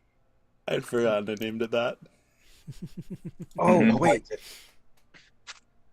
Yeah, that's what caught my eye earlier in my notes. Oh, you can't see that shit. Of course you can't because green No. screen. Green screen. In my notes from session 1, it goes Fantastic Feasts and Where to Find Them, and literally one line below that is Sir Alexi Rostria, because we found that shit session 1. Mm-hmm. Very nice, very nice. But yeah, so I'll hand over the $3.99 in gold. I'll just give him 400. Mm-hmm. Perfect. So I'll go back with Ivor and Gawain in tow, and pay for the jug. Mm-hmm. Thank you very much, sir. Your patronage is greatly appreciated.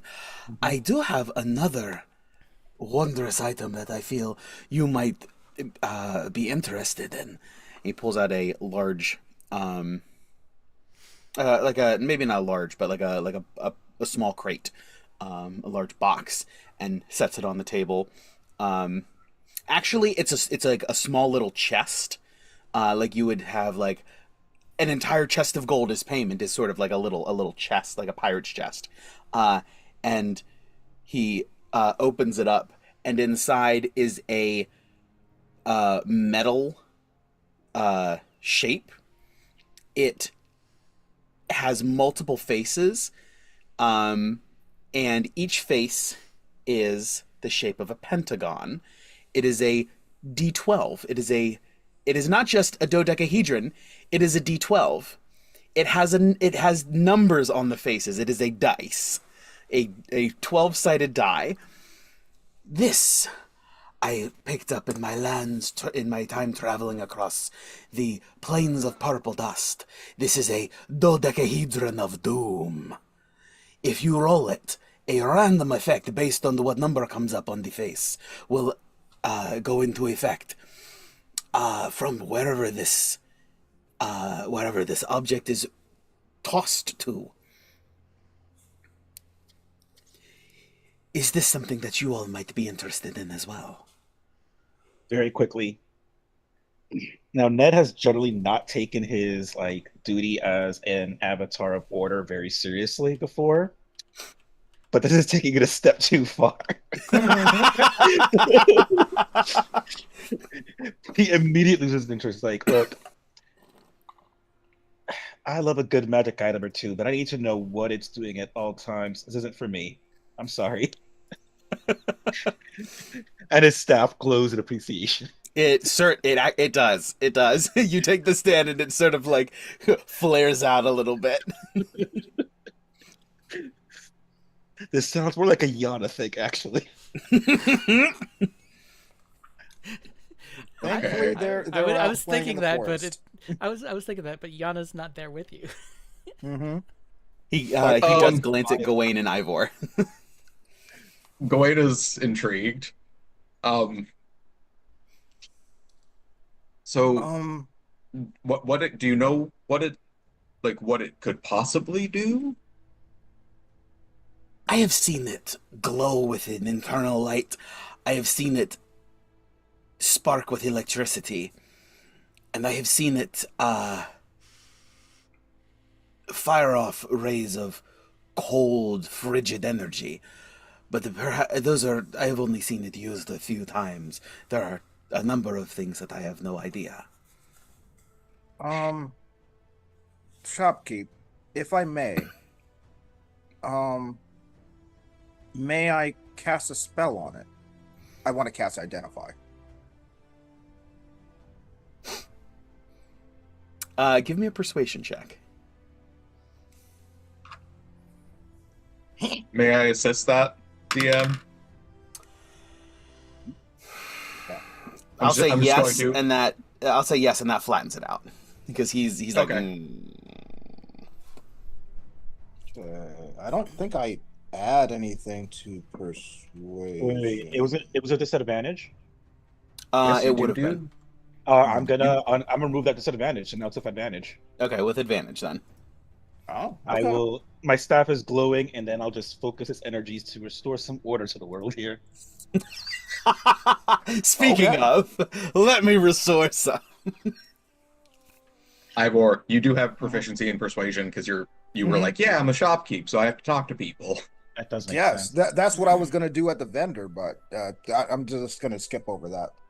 All right, so I roll an 18, then a 19. I have a +6, and I have proficiency. Yeah, so +6 has that included. Mm-hmm. Yeah. So 25 will do it. It will not damage the item, no? Yes? I will be gentle. Very I will well. not like to destroy any of your wares. Of course. I appreciate it. Please. And you cast Identify. Go ahead and mark off the spell slot since I can't imagine you guys are going to spend 10 minutes here.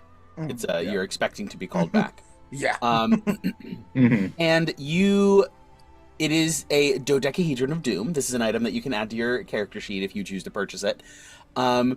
A 12-sided metal die, 12 inches across, bearing the numbers 1 through 12, engraved on its pentagonal sides, contains arcane clockwork mechanisms that whir and click whenever it is cast. The dodecahedron can be hurled up to 60 feet as an action. A random magical effect occurs when the die comes to rest after rolling across the ground for at least 10 feet. If an effect requires a target and no eligible target is within range, nothing happens. Spells cast by the dodecahedron require no components. And when you do use this, you roll a d12 and consult the following table to determine the effects. It can cast light on itself, which lasts until a creature touches it. It can cast Ray of Frost, targeting a random creature within 60 feet that doesn't have total cover. Shocking Grasp on the next creature that touches it. Darkness centered on itself for 10 minutes. The next creature to touch the dodecahedron gains 1d10 temporary hit points that last for an hour. Or if you roll a 1 or a 2, it explodes and is destroyed. Each creature within 20 feet must make a dexterity saving throw, taking 9d8 force damage. on a failed save or half as much on a success. Please don't roll that anywhere near me. Wow. That's a lot. I just feel like the positive effects there aren't worth that. He doesn't have a ton of great combat stuff. He has some interesting oddities. Oh yeah, you don't say. And what would you let this go for? This came at great personal cost. I would be willing to relinquish it for 699 gold pieces.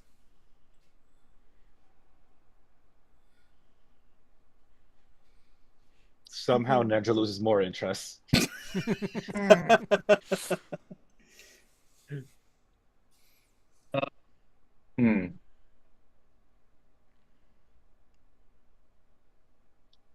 That's...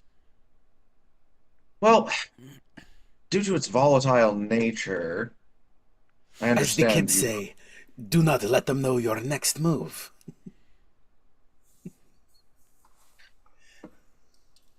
Oh, I know someone who's gonna love this. Gawain, you're gonna buy it, aren't you? I pull out the 700 gold. Okay, there it is. I'll go ahead and add it now. Yeah, it's for Yana. Does the man have any other dice-based magic items? Dice-based magic items? I Yeah, don't like think potentially so. I don't know, like a cubic gate. What's that? It's a D6, and each side has a different portal on it. No, he does Two not of have those legendary sides have- magic items. Okay. Two of the sides have the spell gate. Mm-hmm. You could also go to the Shadowfell, the Feywild. I think there's an upper plane and a lower plane on the other two sides. I forget. It's been a while since I've used Let's see. my first campaign that I played through, we had two of those at tier 1. That's wild. Wow. It was a time. Yeah, the updated version says it has 3 charges, which you can use to either cast Gate or Plane Shift. Interesting. To the plane of existence keyed to that side. It has 4 different keys of planes of existence. Yeah. Mm-hmm. I think the original one was much more specific that it has certain ones. Actually, no. Yeah. I think the ones that you got may have been specifically keyed to special planes. Yeah. Usually, when you have it, each side is keyed to a plane. Mm-hmm. Yep. And then you get, that gate. That gate's pretty awesome, which is definitely what I wanted it for. But that's fine. You mentioned it. I was like, I wonder if he has a cubic gate. But no, no legendary magic. I mean, damn. You guys, if you want to empty the treasury, would be useful. Because the other thing, because that would be great, because we could just yank Strahd to us with a cubic gate. And then shoot him with the ballista. just sitting there holding 2 attacks. We haste you for a 3rd, and you're just sitting there with the ballista as soon as he walks through. What the? Just. Oh my When you're done with god. that transaction, I want to ask the shopkeep something. mm-hmm. Yeah, I think that was it. Shopkeep, Thank you very much. by any chance, do you have at the moment or are able to procure 2 bags of holding? 2 bags of holding. Odds or evens? I need a vote. Evens. All right, evens. Evens.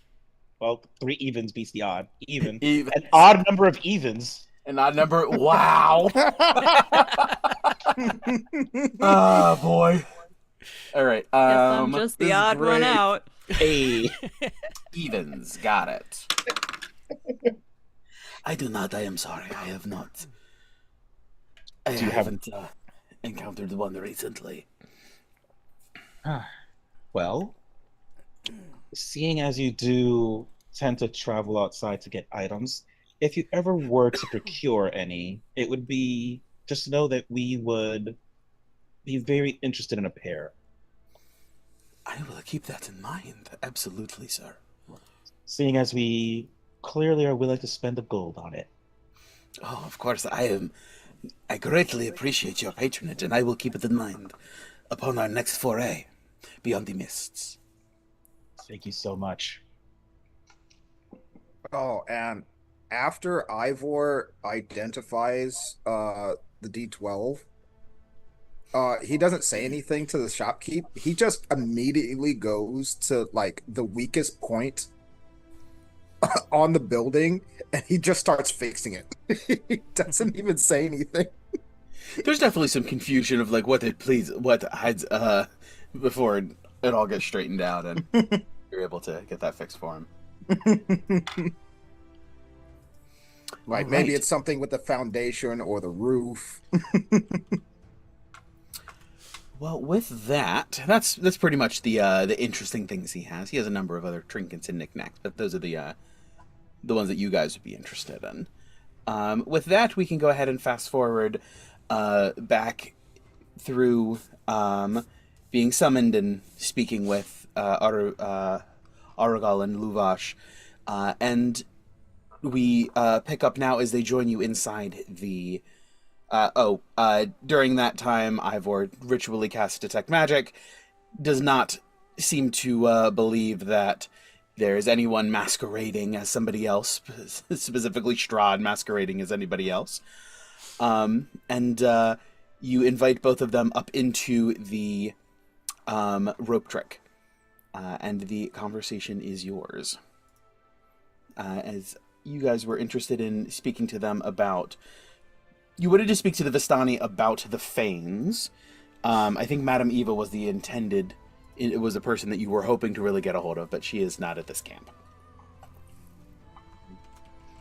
I look over at Ned as we climb up into the road trick, and Rissel just say, "It reminds me when we go back into Vallaki that I should definitely pick up the scroll of see invisibility." You're on the right track with me too. Funny because you missed this. The reason that he cast Detect Magic is because I'm trying to make sure that Strahd never goes in with us. So we need as many ways to detect them as possible whenever we're trying to go into a road trip. That won't cover a ethereal, but yeah. Well, he can't come into us if he's ethereal, so we're at this point trying to dissuade any physical aspect of him going into the road trick with us. True. Okay. Oh, that's interesting. And then to be clear, so we can be caught up, Gawain never asked him about like what the topic of discussion was going to be. He wanted to wait till we the road trick. He only convinced them to like be open to going to a road trick with us to have a discussion now. Noted. All right. As you guys settle in, it's unsettling for them to sit down sort of on nothing and be looking out at the rest of the world. It's like there's no walls, it's like sitting in a glass bubble where there's like a slight bit of distortion. But it's almost like am I about to drop and hit the ground like walking across a glass bridge? What is it that you wish to discuss with us?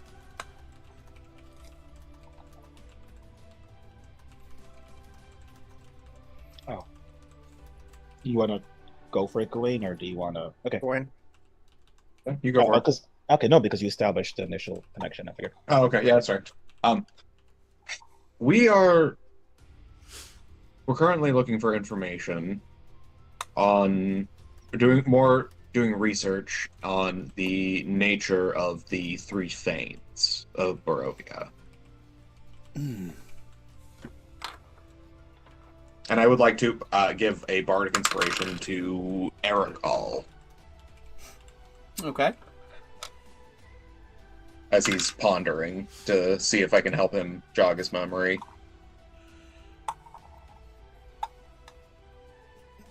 Ooh, actually, can I do enhance ability as well? That would be a bit more. I mean, you can. Ultimately, they do trust you, and you can be like, "Hey, may I help you in this way? Do you understand it? Blah blah blah." For sure. Um, I'm not sure what kind of role this is. okay. Probably an intelligence check, so probably Fox's cunning. Mhm. You are I correct. will. It would memory, recalling information is absolutely intelligence. All right. So, Luvosh, no idea. But Aragal, I have heard tell of them here and there, little, not much. What is it that you wish to know? Perhaps I might be able to at least get you pointed in the right direction, if not able to answer your question.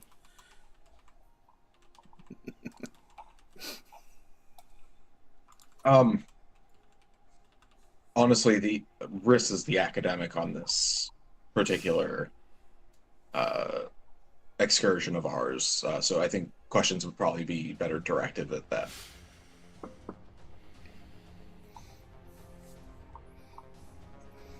What was the question again?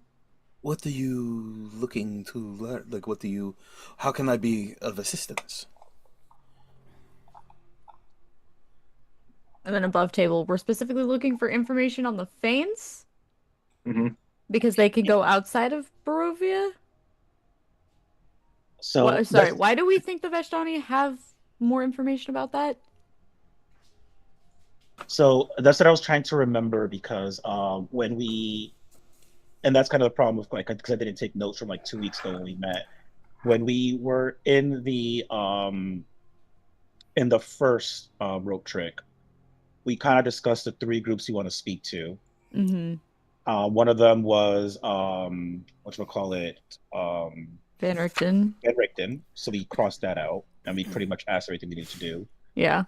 And my understanding is the Vistani, we had some specific questions about the nature of the fanes, I believing some of the temples, and like any way of either. Yeah, we were hoping to talk to Madame Ava at the Center Pool Vistani. What questions do we have for her specifically, though? Because I'm trying to Well, see if these guys can help us, since they're an easier grab for us because of the Arabella situation. well, she seemed to know a lot more, so because she's the one who gave us our original quests for finding the three items. Mm-hmm. Just kidding, you two. We don't care. We're gonna go talk to Madame Ava. Okay, bye. Yep. And Okay. then Keepers of the Fang. And the Keepers of the Fang, yeah. I think it was regarding like specifically trying to unconnect Strahd. Yeah. Was the like Right. how he's not we can't do anything with him. He's too there's just too much. How do we bring him down to our level? Right. Or, Okay, I mean, would they be definitely. the ones to ask about connecting someone else to it too? So aren't the Vestani like Strahd's allies? Question mark. Some might So be. this is the part where, yeah, this is the part where we went to these guys specifically because we saved a child from here. So we think that any information they can provide to us, any information they may provide, they can potentially provide to us, they may be more willing to, considering all that. Okay. I say we keep all Strahd specific related Close questions to the chest. for when we go visit the Keepers of Fang. Also, I think Riz has a decent idea of what to do between what we did with what between what we learned from Van Richten and from what we did with Strata and Vasilisa. Like, I feel like Riz has a decent handle on like potentially how to make it happen again. Um, okay. Um, okay. Oh, Riz has to try and be charismatic. Oh no. Okay. I can give you advantage on those if need be, depending on what you say. Yes, I will probably need it. I believe in you, Riss. So Riss will Riss will kind of like take a second and think about this, what they want to say, and then heard we've heard stories about your people and what stories they may hold on some of the history of this land, and we were wondering if you would be willing to share any knowledge you had of the Thanes before they disappeared. I do not know very much. But I grew up in hearing tales, and every so often we would join back up with the other encampment for larger celebrations, and Madame Eva would tell stories. She would speak of the Fanes. She would speak of the land before the mist descended. She would speak of legends and histories.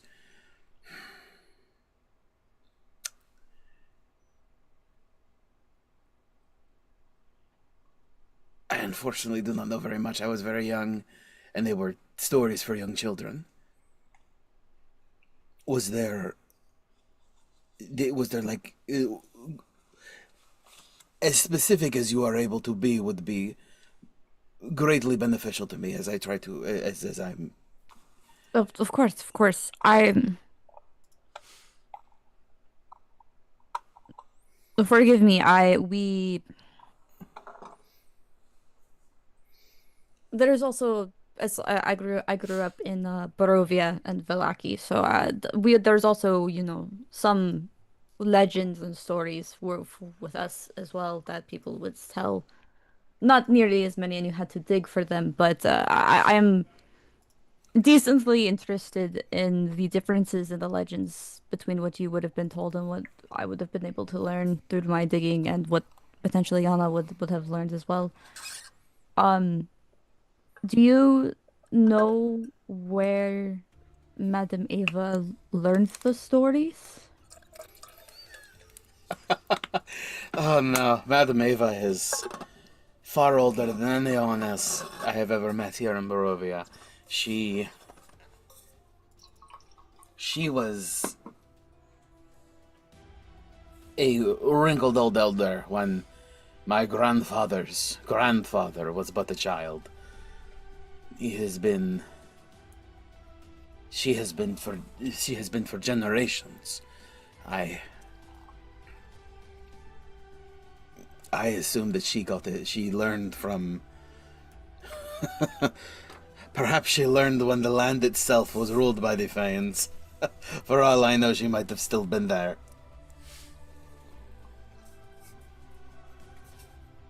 Riss is gonna shoot a look to Yana.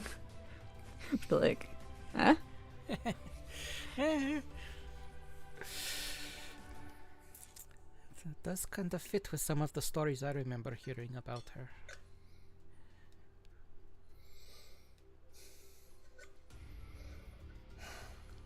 Do you? And they'll turn back to the man whose name I have missed, and I'm so sorry. Aragal is the one that you're interacting Aragal, with. okay. Do you?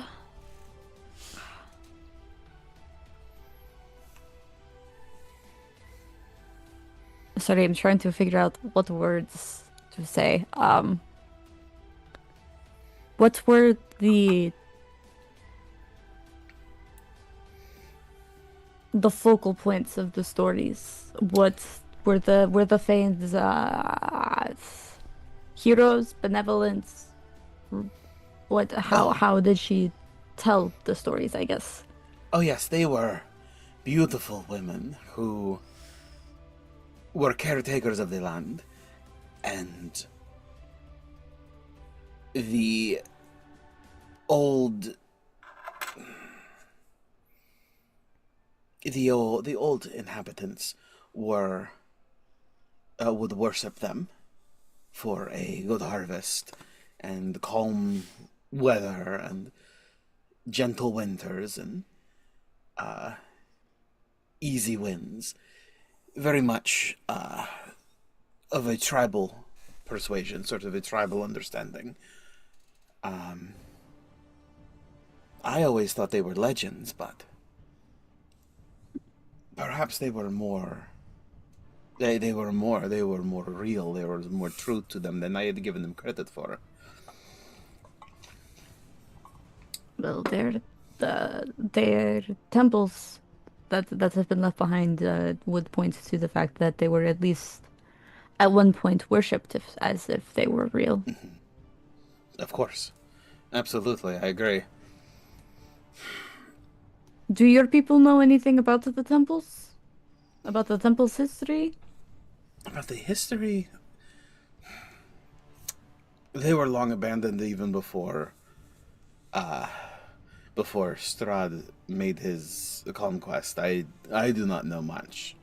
Yes, the church had already been implemented at that point. I do know that. Mm-hmm. Many different. They were long dead. A long dead religion. It was. They had been. This land has been conquered many times throughout its history, and Strahd was just the most recent warlord to roll in and assert his control.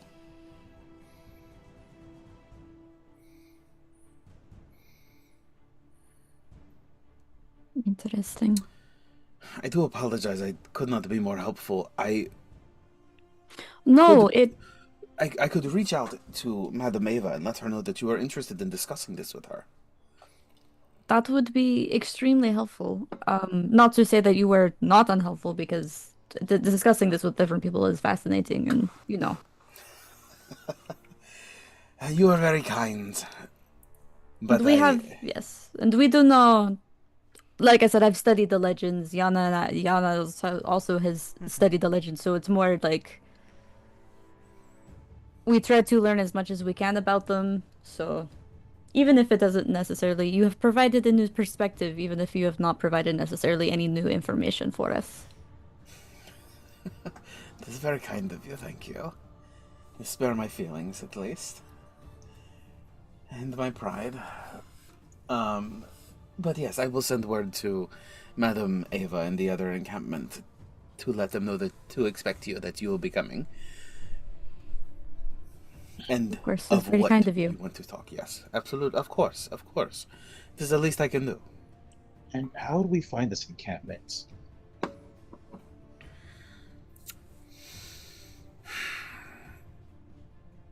Well, they will know to be expecting you, and so they shall prepare to welcome you. That camp prefers to be found by those who do not seek them. So those who those find who do not seek, and those who pursue are left empty-handed. It is a great irony in the reversal, but how wonderfully contradictory. That is Madame Eva. But I think since I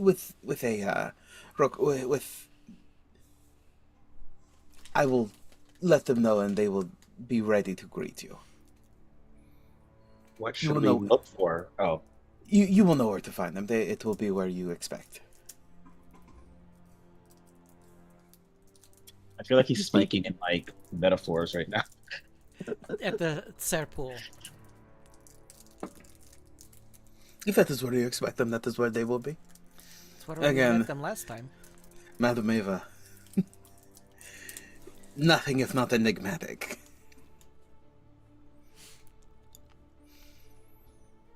But I will let her know. I will go and speak to her, or send word to her. Was there anything else that I might do for you while I have you here? Briss takes a metaphorical step back and said, I did my part, someone else go.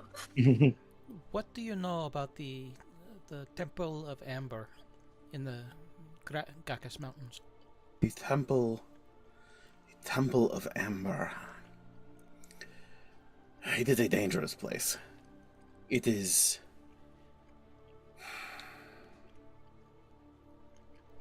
Legend speaks that it is...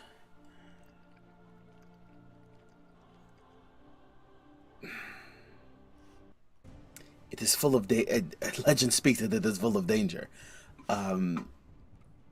Ancient mages, a dark war.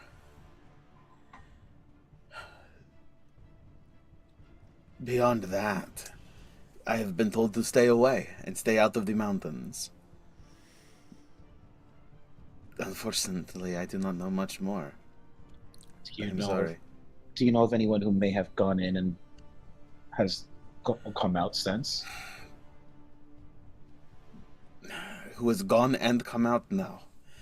I do know that there is a man, Casimir, who is drawn to it. He cannot seem to... He is fixated on it. He cannot... He has long wished to visit, but has never gone because he is unwilling to go alone. He knows it is a suicide mission. Perhaps if you are going, he might wish to accompany you. Where can we find him? He is here in the camp with the Dusk Elves. They have a small group of the remaining individuals. He is a warrior? Of sorts. Let me triple check.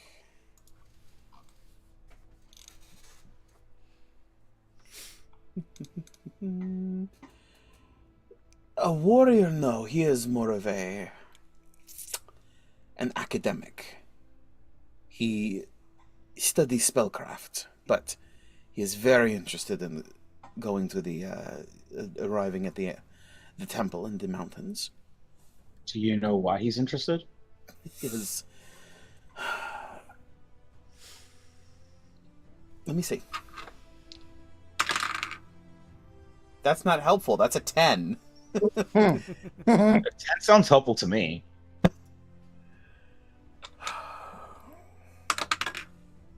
And an 11, of course. All right, we're trending in that direction. He often speaks of his sister, who was murdered in the genocide, but I do not know what he wishes to do there. Perhaps, does he wish to find her? Does he wish to honor her? Does he wish to, I don't know what her connection is to this place. Genocide? You give me a history check. Is it Barovian? Mm-hmm. It sure is. Huzzah.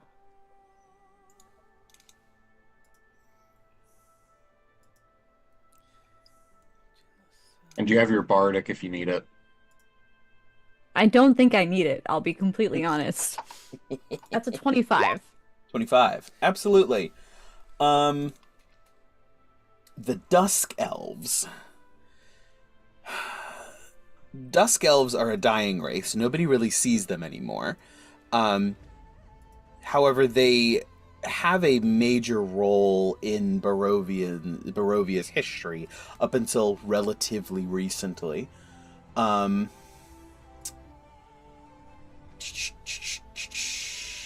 They're Dusk Elves that still exist in Barovia are exclusively men. There are no women or children because he took one of the brides he took years ago was put to death as a vampire and killed. And so Strahd had his chamberlain Rahadin, who was also a Dusk Elf, execute all of the women, so they can no longer procreate. The remaining Dusk Elves have fallen and dwindled over time until only a very few remain. Those that do have lived through the entirety of Barovia's history. As elves are an extremely long-lived race, or species, I should say. Are these the only elves? Are these the only elves that are like native to Barovia? Yes, these are the only elves on the Okay. plane. Okay. Okay. And then can you, sorry, repeat the fact they can't procreate because Strahd went after all of their women and children, essentially? Yes, Strahd had all of the women executed, so there are no more women for them to have children with. Okay. They're all men. And they will die out slowly, and their culture will slowly grind to a halt, almost in like a heat death Yeah. sort of experience, a long torture. Okay. Man, I have other questions now, but that's not the point. Okay. Focus. Okay.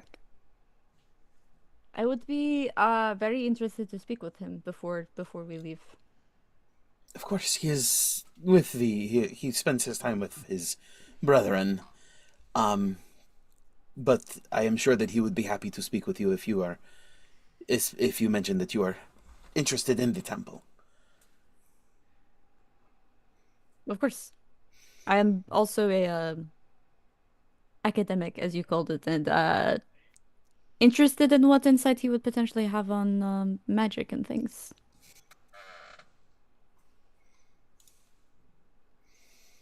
Of course.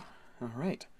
Unless there's anything else that you guys wished to discuss with Casimir, not Casimir, Aragal and Luvash, they exit the rope trick, and you guys are free to go touch base with Casimir, as well as then progress toward Madame Eva. Mm-hmm. Who will find just randomly go in a direction, supposedly. What's that with Madame Eva? They'll find her if we just choose a random direction and go. You'll find her because they're expecting you. You will find her where you expect to find her. I have learned that we do not question it. We will just find her when we find her. At some point when it is convenient for us to do so. We carry on otherwise. Where do you think she will be? Then she will be there. If you did not think so, she would not be there. It's a wonderful conundrum. It brings me much joy. All right, so you guys are headed off to speak with Casimir. It's not very far. This is a small camp. So just a few moments of travel across to the area where they are staying. There's only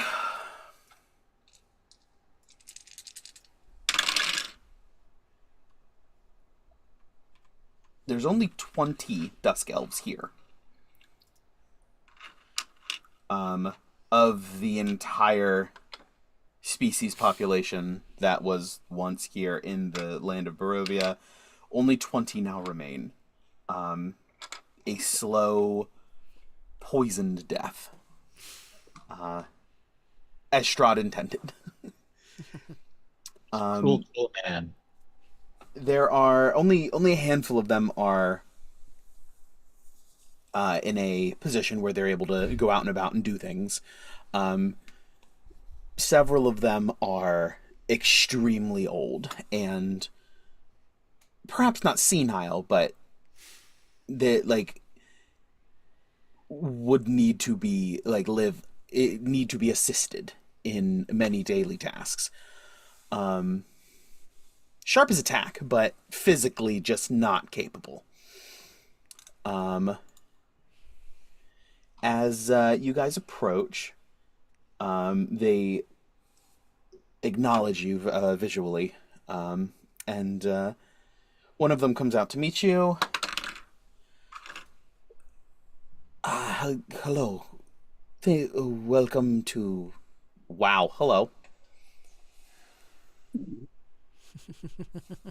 Does it want to focus on me? Steven Nope. just regularly just becomes blob. Yeah. It's the blink spell. The guy we're looking for is Casimir. Blur. Yes. Okay. What can I do for you? What can I do? How can I help? We were hoping Hi. to talk to Casimir about the temple. A look comes over this individual's face of like a knowing, I got it. Come with me. Hold on. Oh, Riz is not hiding their excitement well at all. They are practically bouncing. He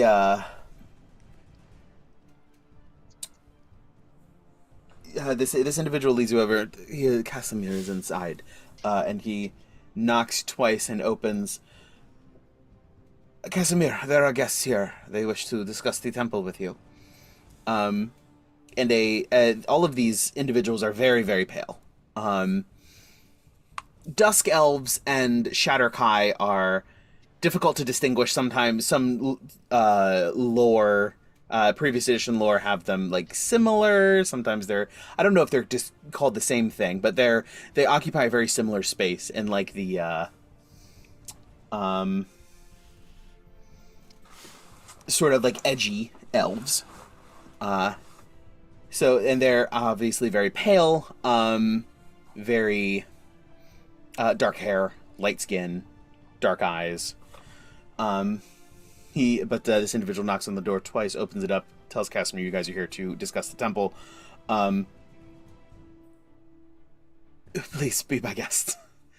And he turns and leaves you there. He doesn't want to talk to him about it. It's like you guys have gone to the man to talk about his special interest with him at the outset.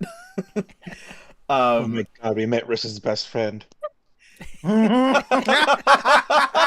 I would like to refer to the GIF I sent in story time.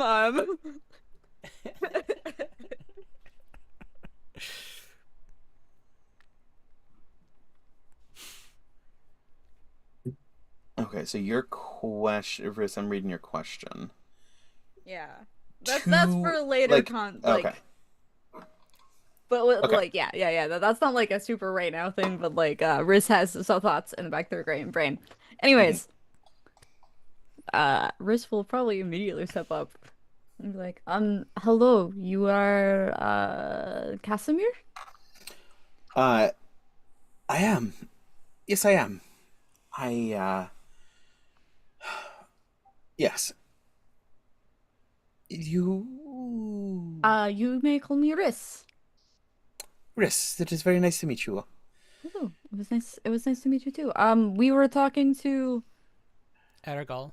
Aragal, thank you.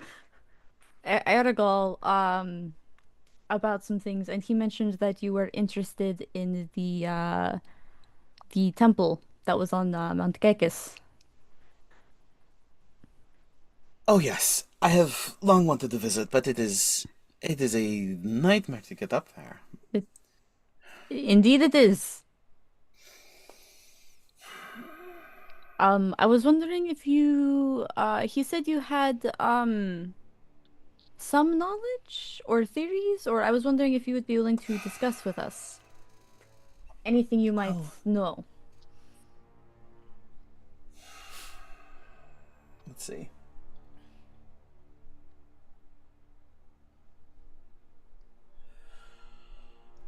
Well, let's see. I have...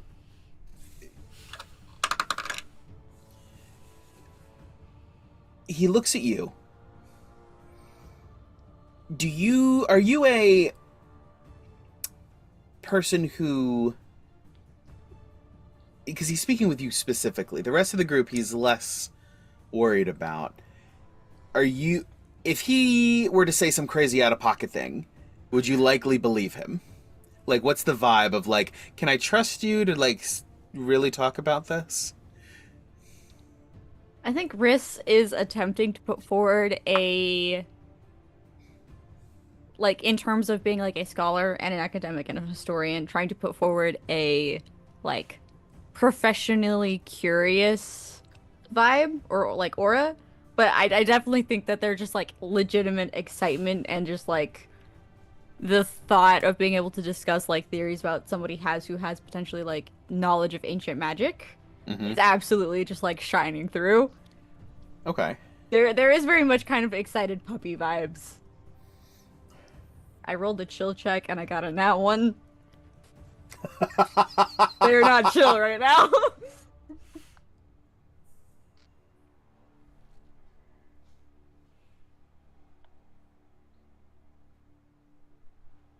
So I will let you take from that what you will. I have been having dreams... You don't need to raise your hand, just jump in. As always. Oh, no. I was just going to ask, is my detect magic still up, and does it detect anything? Still up, no. Okay, still No, up, and no things. Okay. No, it would have dropped during the conversation with Aragal and Luvash. Oh, it's not up. No, Not up. Still up, no. Can I ritual cast it again? You can start ritual casting it. Okay. I am having dreams of my sister. The one who Strahd took as his bride. Oh. And I feel that her soul is trapped in there. And we must... I don't know all of the details and all of the inner workings and all of that, but I think rescuing her soul from the temple will be the first step on bringing her back. She was taken of Strahd, by Strahd, and when we found out unfortunately, there was nothing we could do. We had to cut off the darkness before it infiltrated and wormed its way into the rest of our society, but he did not take kindly to that. Was she turned when she was taken as his bride?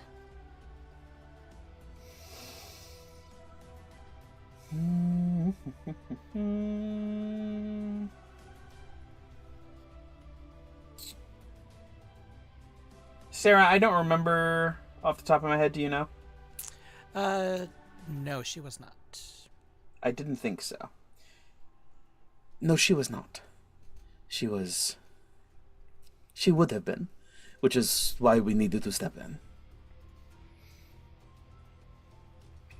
Well, that essentially makes potentially rescuing her easier.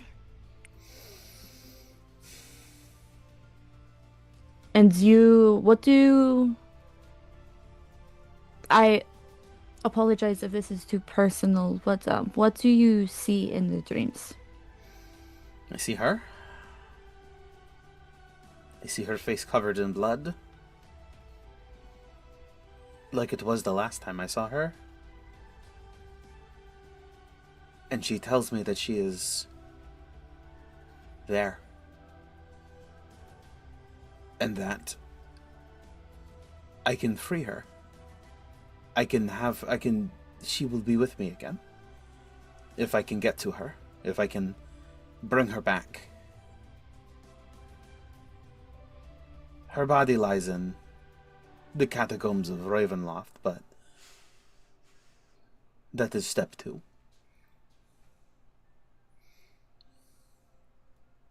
Rissel glanced back at the party before they turned back to Casimir and said, well, I believe that we have some common interests here, and I personally would be willing to help you rescue her.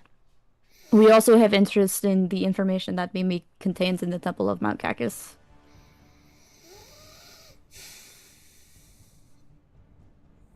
We've been... This is good.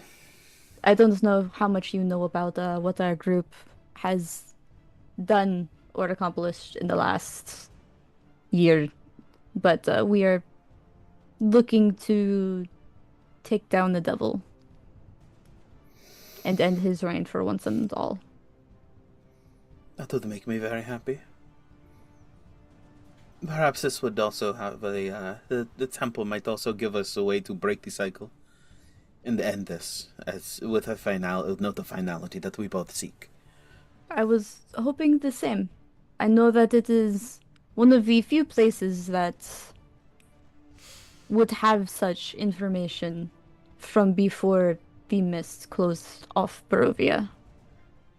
The last time we went there, it did not, So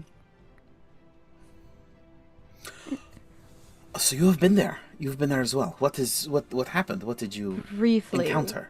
We walked in the door and were faced with, I think there were 8 flaming skulls? There was a lot of fire. Yes. I did not survive. Oh. It was. We will definitely need to be prepared next time we go. You did not. What do you mean you did not survive?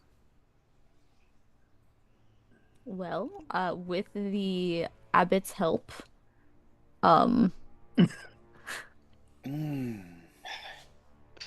Tripping going into that room made them metaphorically die of embarrassment.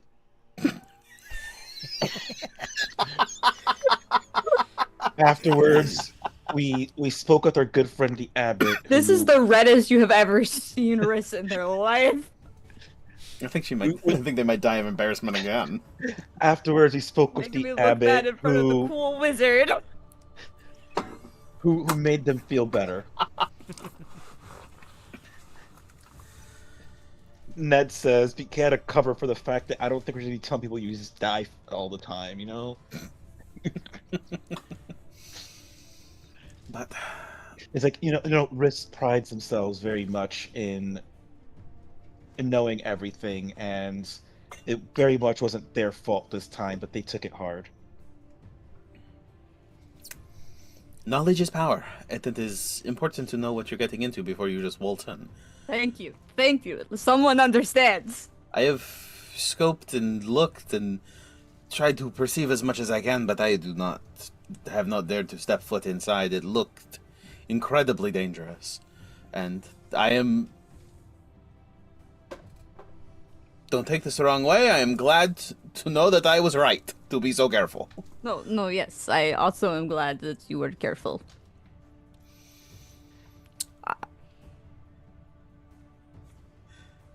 So that is to say, you also don't know a safe way inside. No, I did not. It is full of enemies and hostility and traps and evil creatures. You did not meet the mountaineers who called that place home, did you? We saw them. We did not interact with them. Mm. We had a rocky relationship with the rest of the druids, and we weren't sure how intertwined they were. So we decided no confrontation is better than anything else, really. I mean, I wouldn't want to tangle with them either. Yeah, I mean, if they're not going to be... They do not venture beyond that little corner of the temple, though. They don't go anywhere. That is safe for them, and that is enough for them. Wait, God how did they get? forbid we seem to be like invading or taking over their home. That is not our intent and not our interest. No, they do not see it. They see it. They have a tiny corner of it that they have walled off, and they seek nothing else. So anywhere else, you are free to roam. They do not have any interest in it. Good to know.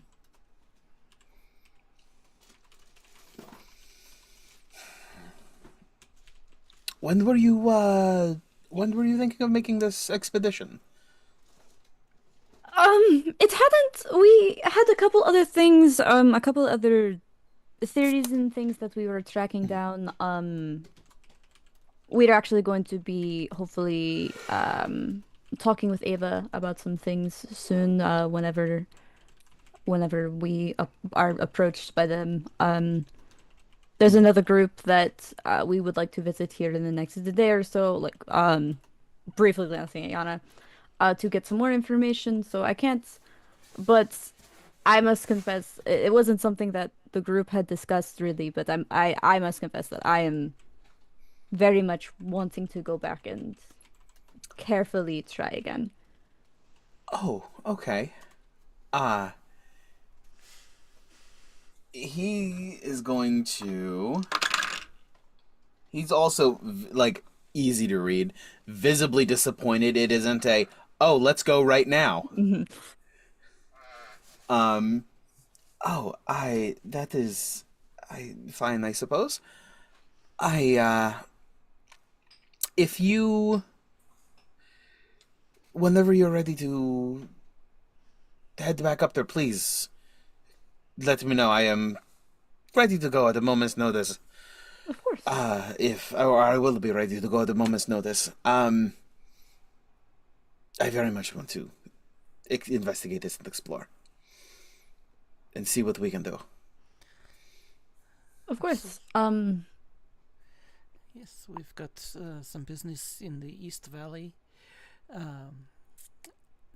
But when we head back this way, we can probably make arrangements to head in that direction. In the meantime, I was curious about something. I'm something of a historian. I've spent a long time studying the history of this land, and I know what Strahd. I knew it. I knew it. I was know surprised you didn't say myself. I know what Strahd has done to your people, and I was wondering, and again, forgive me if I am overstepping or anything, but I work for the library from the Magic University in Vallaki, and we have a couple other historians that might be interested in speaking with you and others about your history and your culture and things, and I was wondering if that would be of any interest to you and your people to have a written record of it. Well, Or if you had any written records that you would be willing to share. we have considered it has been a topic that's come up from time to time, whether or not we should how we should handle this. If it's best just to live our lives and fade quietly away, or if we need to make a record. I will speak with him again, and I will let them know that the university is interested in Of course. looking at what they can do. Very well, I suppose I shall do that while I wait for you. No All problem. to take care of your business.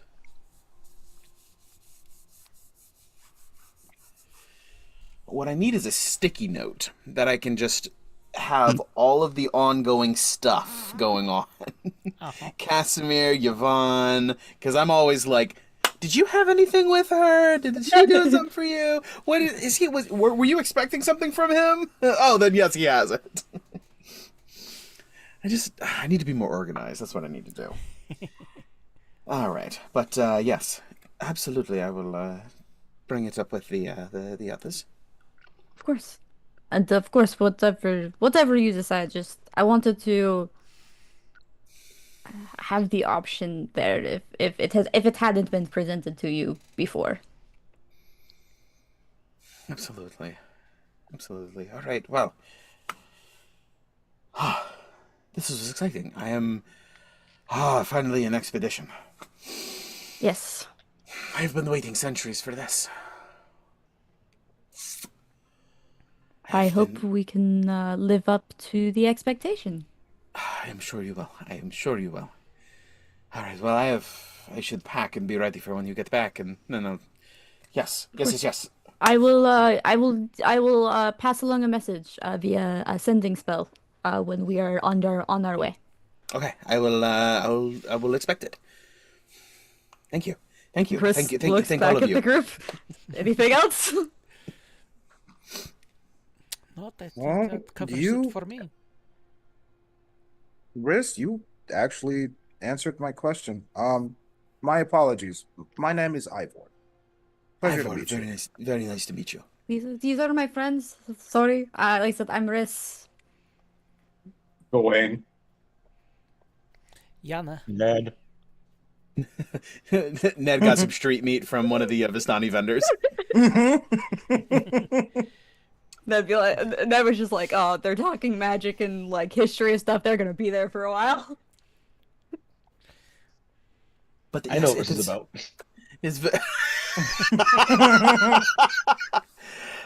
I appreciate all of you. Thank you very much for allowing me to accompany you all. I will do my best to carry my weight and keep up with the rest of you. Quick question. If I were to eyeball this man, knowing he's apparently a wizard, what level wizard does he appear to my eyeball? Give me... This isn't just insight. This is trying to get a hold of his... Give me a charisma check. Okay. Just straight charisma? Yes. Can I also do this? Yes, so that would be an intelligence check for you. Oh, good. Spell I was casting. gonna take the charisma check, but I was hoping. I got 16. I also got a 16. Hey! Nice. He's a 9th level wizard. Oh, damn, what the fuck is he doing here? Yeah, he's a 9th level wizard. If you guys needed a 5th level spell slot, he has one. Okay. So... Just have 9th level wizards hanging out around town, just like not doing shit.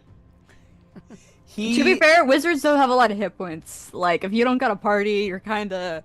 Yeah, he has an AC of 15 with mage armor and has 40 hit points. All right, that's fair. Yeah. Without Also, a party. let's be real honest. He's kind of beat down, and I kind of get it. You know, Yeah. he hasn't really had any hope for probably a couple of centuries, and we're like the first glimmer. Yeah. of, You guys got his special interest and gave And him said- like something to hope for, which is the And only also reason. said, he also, didn't we at could all. potentially get you vengeance on the man who murdered your sister. Would you, and the rest of, like, the women of your culture, would you like that, sir? Yeah, you offered him the world on a platter. Like, we would very much like any information you have about this one place for all of this. Oh, fun.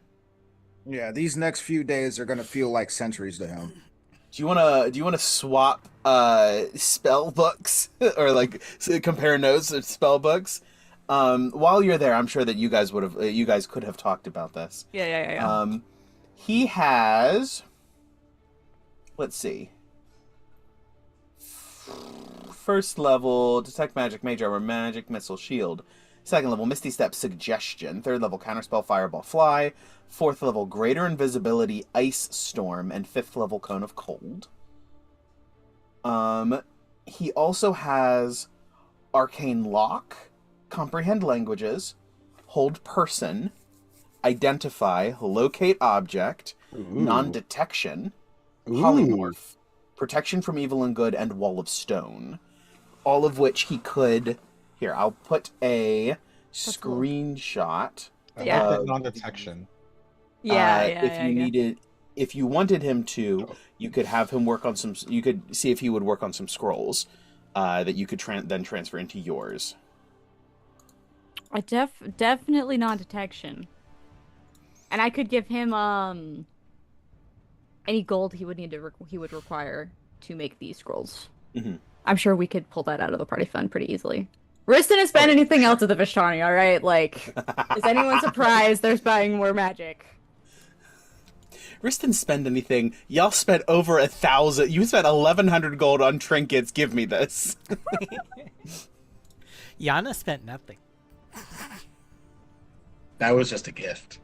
And mine was a group purchase for Gawain to make stuff. I'm going to make my list, and then other people can add of those spells that I would like, and then other people can add on to it as if they want either scrolls or Riss to potentially learn a spell. Knock. You should put locate objects if you weren't putting it already. Wait, I don't see it in this list. Knock isn't there. Yeah, it's Arcane Lock. Oh, okay. I'm saying somebody should learn Knock. Mm-hmm. You know what spell would kick ass if we don't have the tower? Tiny Hut. Yep. Well, we have the tower. Which is so But if we have to do something incognito, true. It's not very instead of throwing up a discreet 30-foot battlement. He doesn't have Tiny Hut, okay? You can maybe pick up a scroll of Tiny Hut the next time we're at the library. Greater invisibility would be nice. Greater If we invisibility would be nice. I'm If trying we to could keep greater them. invisibility Ivor, ooh. Oh, make me invisible? Wish, maybe? He doesn't. He knows wish. I'm sure.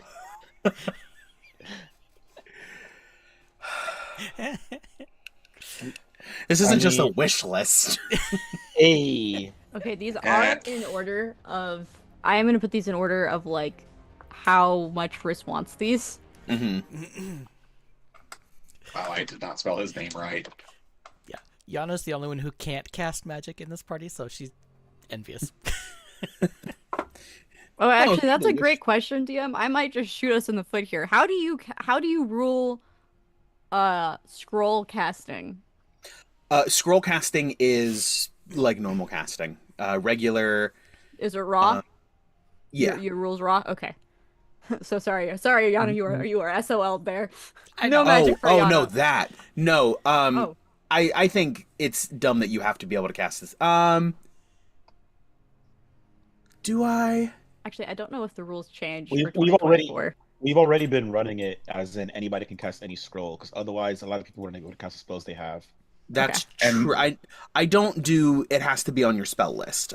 Anybody who can cast a spell can cast a scroll. Okay, cool. And you don't do the thing where you have to roll for it if it's a spell level above a spell level you have. If it's over something that you can normally cast, yes, we'll do that. Okay. I think the only thing that I think I've changed is that it doesn't matter if it's on your spell list. Okay. Noted. Thank you. Okay, so Yana, we get you to take the magic initiative feat. Yeah. Cast a spell, girlfriend. You got this. Get you Eldritch Blast and the ability to use scrolls. I mean, win-win. Exactly. All right. Unfortunately, we've got to get to level 12 before I can do that. You don't get a single spell. Oh, would you Just actually? kidding. Eldritch Blast would be terrible. Eldritch Blast would be terrible because don't you have negative charisma? Yeah. Can you imagine hitting someone with an Eldritch Blast and doing 0 damage? Well, if you take the new magic initiate feats, you get to choose what your spellcasting modifier I was gonna is. say you can usually choose what modifier it is. You choose either the wizard, druid, or cleric spell list, though. You can't choose warlock, sorcerer. Yeah, I've got a high intelligence, Oh, so right. wizard would be best for me. Well, no, you can choose cleric and still choose intelligence as your spellcaster modifier. Yeah. Okay. Gotcha. I could absolutely be a gremlin at some point in the future and just try to do what I did with Vos and just get the most cantrips possible. Oh, yes. Mm-hmm. That's funny. Also, we do have to remember that these spell scrolls are going to take a decent amount of time for this man to make. So, like, realistically, there's no way he's getting through this whole list before we come back. It's fine. We're having No. someone take a long ass time to make a ballista anyway. True, true. Yeah, it's true. So yes, he can make whatever scrolls in whatever priority that you guys are looking for. I don't know if getting shield and fly from him is going to be the most efficient, just Okay. because he does have other spells that Riss doesn't have access to. Yeah, I could get Gotcha. you. I can get you a shield scroll. I could make you a shield scroll if you needed that That's fair. badly. Okay, you're right. Ivor can do that too. Three Yeah. people can do it for you, this team. Okay, yeah. Nix the shield. Fly would be good though. In case I lose Orion, because Well, then I mobility can is do a that. bit of an issue. Yeah. Just that I'm still working on a dispel magic scroll that's taking forever. Yeah. I know, like Riss, like as much as they are the wizard of the group, don't really spend a lot of time making scrolls because they have so many other projects that they work on. Like between the like magic experimentation that they write like literal new spells, and then the vampirism cure, and then the Tome of Strahd, that's all of my downtime. That's fair. So, non-detection, first number one priority, first thing that you would like him to start working on. That's a second level spell, right? It is Third. Oh, it's third. Okay. Yes. But yes, we should definitely have non-detection, especially with some a known person that likes to scry on our asses. Yes, non-detection, please. Speaking of which, where is Strahd right now? Strahd is... Brand of investigation. I love that so much. I know. Hopefully you can low jack the BBEG. Remember when we talked about doxing yesterday? This is doxing. Literally. Yep. Okay, so he was in Vallaki. Shit, He's was that still in- today? Yeah. Was it today? I think so. Yeah. You That guys, happened because this no, morning. No, this that was Yesterday. he was in Yesterday. yeah, because you guys, yes, he's Okay, still okay. in Vallaki. Oh, I don't What's like he that. doing? Why is he still here? Bitch, go home. Go back to the castle. Don't like that. Okay, that's fine. Oh my god, what are we speaking to Riss's parents? Do not. Do not. As Riss. Do not. my- Emotional damage.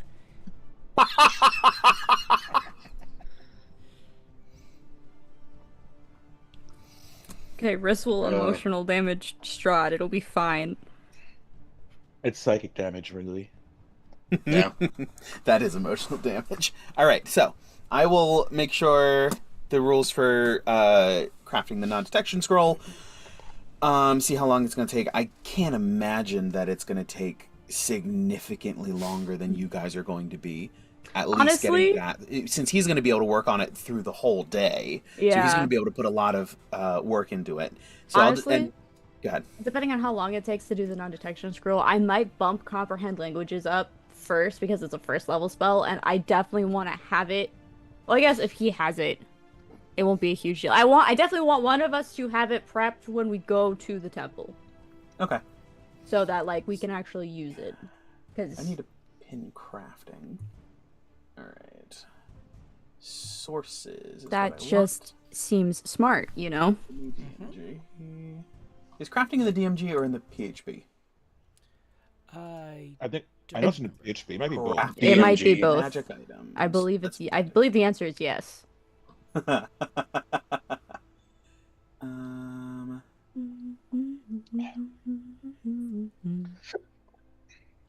Scroll. Okay, there it is. Spells, armor. Here we go. 5 days. 5 days. You have it pinned in Curse of Strahd's story time. Ah, of course I do. See, I love myself sometimes. With each day technically being 8 hours, by the way. Yep. Mm-hmm. And it'll cost him 150 gold, but if he's depending on what type of wizard he is, then it might be less. He's the good kind. Is he the good kind? I mean, in the stat block, he doesn't get a subclass. I'm thinking at this point, I'd probably build make him a DMPC. I mean, give him a subclass. I mean, he has prophetic dreams potentially, so maybe it can go with divination if that's what you really want to do. That's a good idea. See. I like that. Classes. Also, because he'll give us good rolls. That was in my. I don't have an ulterior motive. What are you talking about?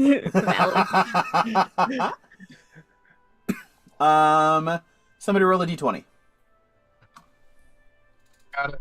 And okay. Where would stay? There we go. That's a 19. 19. All right. Somebody else roll a d4.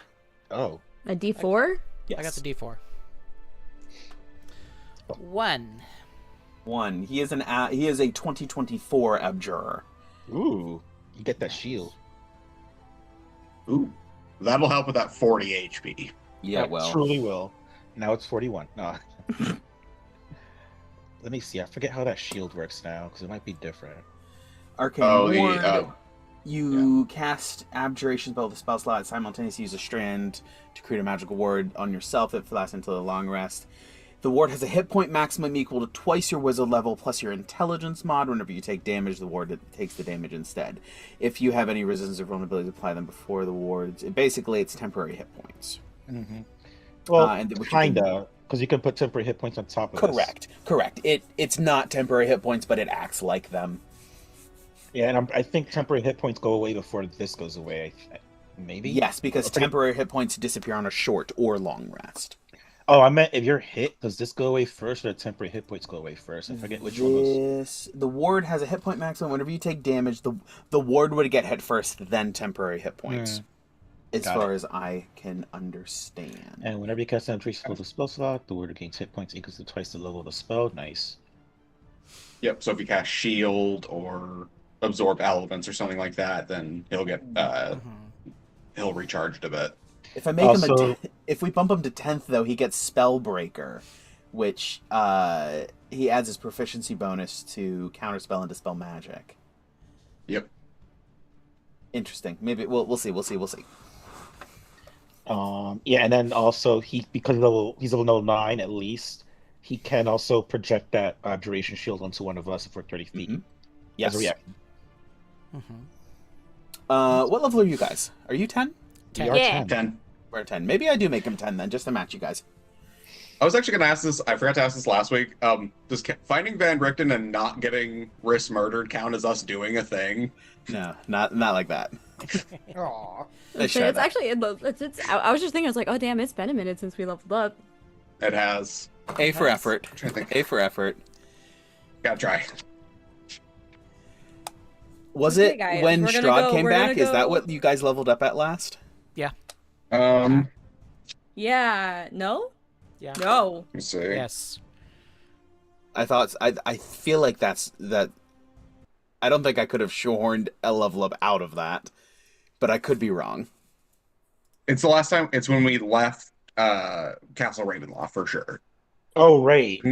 It's when we got back and we had rescued Gertruda. We had looted. We had gotten the holy symbol of Ravenkind. We just accomplished too much shit. That's right. That's Yeah. right. That's Yes, what you it I was. guys. say when Strahd crossed came the back, we didn't level up. We've been level That's 10 right. for a minute. Okay. Yeah. It was. I think it was finding, completing getting all 3 treasures of Ravenloft. Is Yeah. what it was. Yeah. Mhm. Okay, that's you mean fine. it wasn't for rescuing Yana? That too. In my heart, That that's what it too. was. Yes. Yeah, my head Completing the party once again. It was session 93, or sorry, 92. 92. Nice, nice, nice, nice. What session are we on? 105. 105. Okay. So I started counting sessions in my dates on Wednesday game. So I know what session and what date. Because I was like, that's cool. I like to be able to know how many sessions we've had. That's a good note-taking strategy. Gawain. All right, so all of that with Casimir done. I will go ahead and get that taken care of. I'll get him built. And I'll get the... Oh, that's right. So we said it would be... How long did we say? Because I got super distracted. 5 days. 5 For days. non-detection. For a third level spell. Okay, gotcha.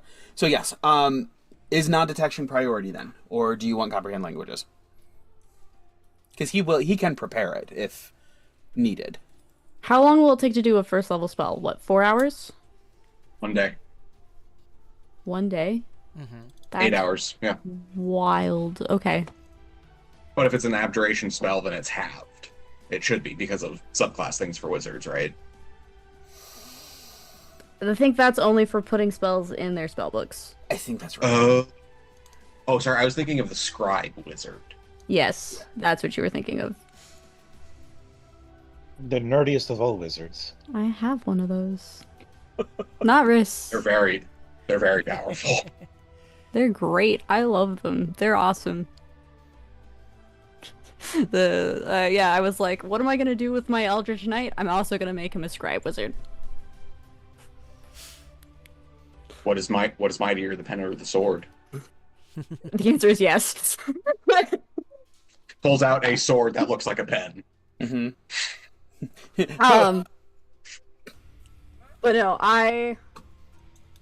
okay, let's think of this real quick. So we're gonna go see the Keepers of the Fang. How long do we think we're gonna be there, realistically?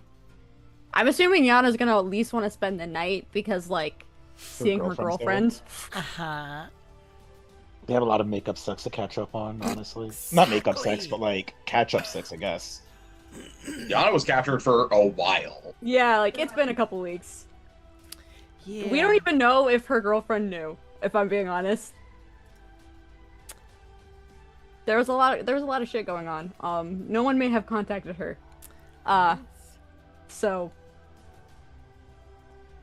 But anyways, what I was saying is, like, this might be a good opportunity to take some downtime, and, like, if this is what we're gonna do,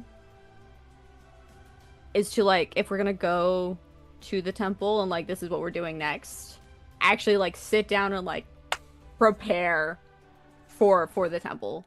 Especially since we got our shit rocked so hard as soon as we stepped in the door last time. One of my finest moments as a DM. Yeah, Truly? that was... It was fucked. It was very fun, but it was fucked. I did have an idea about that, because Ned, you picked up Wall of Force a while when we leveled up. What if we just like pretend they can hit us and you just throw up a Wall of Force subtly, and they just launch a billion fireballs at a Wall of Force? You can get a fireball through Wall of Force, because it's not launching a projectile through it. It's choosing a location. I'm pretty sure. Yeah, you can. Basically Unless goes up Wall and of over. Force, I was gonna say, unless Wall of Force specifies that magic can't be cast through it, then Which is a Nothing reason can why physically pass through. Yes. right. Which Yeah, is I was why gonna there's say, no I think reason what you're to wanting use is globe of invulnerability. Correct. Yeah, that's a reason why Wall of Force doesn't do shit to Strahd, because he can teleport. And he can fly. Well, Wall of Force can prevent you from flying, but the teleportation part is really Make a what bubble. kills it. Okay. But I was thinking potentially a decent amount of like absorb element scrolls. Or what is it? Protection from energy? Is that the one that like? That one gives you resistance. Yeah. Yeah. It's concentration. It's a 3rd level spell. Yeah, but you can only cast. I actually have that spell prepared because of my subclass. I just don't often cast it because Yeah. it's expensive for something that offers, personally to me, very little. Yeah, I agree. It's concentration for 1 hour for 1 damage type for one Yeah. creature. Yeah. They true. really undersold that spell for a third level spell slot, you know? Mm-hmm. And there's like we don't have like ready access to potions, so but like the idea would be like we could take potentially these like however many days and like sit down and like get an idea and prepare. The abbot is an alchemist. Actually, Which DM, you guys knew last 'cause you time got potions from him. Luvash and Aragal are alchemists as well, because when we rescued Arabella, they rewarded us with potions that they made. Or that they I don't That's where I remember got that, but I believe it. Diplomacy is what I'm hearing, and maybe some potions of fire resistance. potions of cold resistance. Because we're going to be Gokuin Mountains, yeah. Gakkus Mountains. Well, I got us all cold weather gear. You can. Oh yeah, I don't know if you added that to your sheets, but you Yes. all have a set of cold weather gear. Doesn't Made give from you cold direwolf resistance, helmet. but it does help ward you against the harshest of conditions. So we're not doing extreme weather on the mountaintop anymore. Okay. I was just thinking like specifically, listen, 8 flaming skulls. And not flaming the way we like. Okay, actually, yeah. I found it finally. It was in session 22. Luvash gave us a bottle breath, which I used, a potion of fire breath, and a potion of cold resistance. I don't know if they. I don't Need to think. I get- think those were just things that they had, especially because they were travelers. Okay. I don't know that they're crafters themselves. You did get a bunch of potions from the abbot when you asked for support. We could ask. Definitely. We could could ask also if ask they if they have have any. potions, and then we can ask the abbot to make what we don't have. Yeah, because I still have that potion of cold resistance. Also, we should That's amazing. I know. get cold weather gear for Casimir Yes. if he doesn't already have some. He definitely does. Oh, he does? Okay. He's been for prepping sure for does. this. Okay. He has been For- waiting for this moment for centuries. Yes. He's been up there. He's looked in. He's Okay, done recon, but he hasn't gone in himself. How much gold do we need to give this man to make these scrolls? If he's preparing comprehend languages so it's available for the party, then just the 100. Oh gosh, are you guys doing? So I guess that's the question is: do you want to take a couple of days of downtime to get some preparation done and load up for this? I say I. Because we're already going to be using those days to like go around and speak to the people and prepare the things. Okay, So it would kind of naturally happen. that's fine. We'll say Maybe Gawain could get another animal cookie done. Animal cracker done. Yeah. I mean, if we took 3 days, I could get another one done, Mm-hmm. and that would give him And- time to do Oh no, he needs 5 days to do a non-detection on top of the 1 day. So if we take 6 days, I could knock out 2 while he knocks out those 2 spells. And with the Yes. travel days as well. We have the travel days. Travel days, you can't craft during travel days. I think. Well, no, right? that'll go for Casimir making the. Oh yes, yes. All the other stuff that you guys have going on will Yeah, also give like the traveling two keepers of the Exactly. Fang. Yeah. Yep. Yeah. And then, of course, however much time the abbot will need to make the stuff that we ask of him. Because as much as I think, as much as Casimir wants to just go and get there, I think if we say, "Hey, we want to make sure we are like good and we won't just like perish again as soon as we get there," I don't think he'll be upset if we're like being cautious and taking our time to make sure we are ready. Absolutely. We'd hate for him to have to wait for centuries and then just trip at the fucking finish line. Yeah. Just because he got antsy. But But I like that idea. I think it's a good time. Like, I don't think we have taken any like solid downtime since like Strahd. I mean, I know we had those like I think we took like a couple days off, but we didn't craft anything.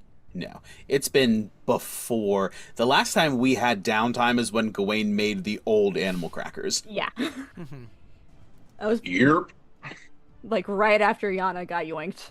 Mm-hmm. So, yeah, Strahd's in Vallaki doing something. What a great time to take some downtime. But yes, so we. That, and I am still so uncomfortable with that. I was like, you asked me where he was. I was like, where's the worst place? He was in Vallaki last you saw. He's still there. Wait a minute. They're like, why are you here, motherfucker? Probably just Not go back to town.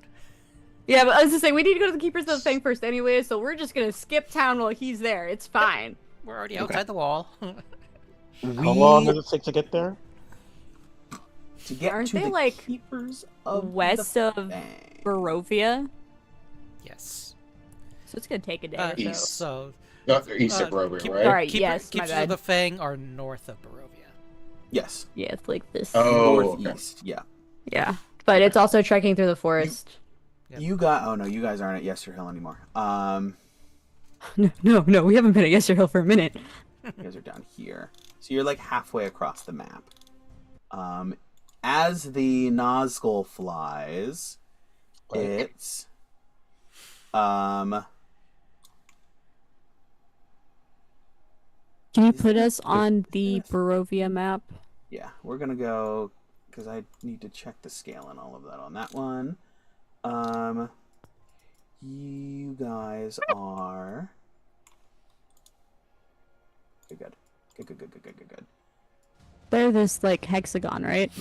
Yeah. Yes. As the Nazgul flies, you guys are 9 miles away. Following the road is going to be a lot longer. Yes. Oh, I just had a thought. I just realized I could put another thing on our plate. Go on. Yes. The borders went back to normal.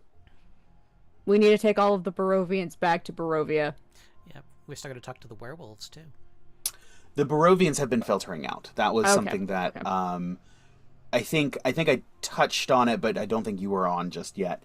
As you guys left because as you guys were leaving on your way to the Vistani encampment, the tent city is basically filtering out. There's just it's just the Kresk refugees. Barovia is going back to Barovia. Ends up being about 9 miles if you just sort of follow it straight and then cut across this open gap here. Now, you guys also wanted to visit Madame Ava potentially, who is sort of one of these things. Down here, and then from there it's another 5 miles to straight up, but that's Clippin Ravenloft. So Yeah, we're not going that close. Yeah. I actually go had through another. Barovia. I was gonna say I had another thought. I was gonna say, has Versa's parents left Vallaki yet? And Yana's mama. not if you guys wanted to do something with them. Because like the idea was, well, if we're heading that way anyways, we could just Escort. take them back home. Yeah. Absolutely. And then Yeah, we you know can that absolutely pick them up. we know that they're safe as they travel. Mm-hmm. They might slow us down a little bit, but It's worth it. Absolutely rather they be safe. yeah. Yeah. We wanted to kill time anyways. Yeah, I was gonna say, if we're trying to kill time, we might as well just Oh, take them actually, home. DM. Also, it helps that, we have like an impregnable tower if we have to make an overnight trip. Exactly. It's true.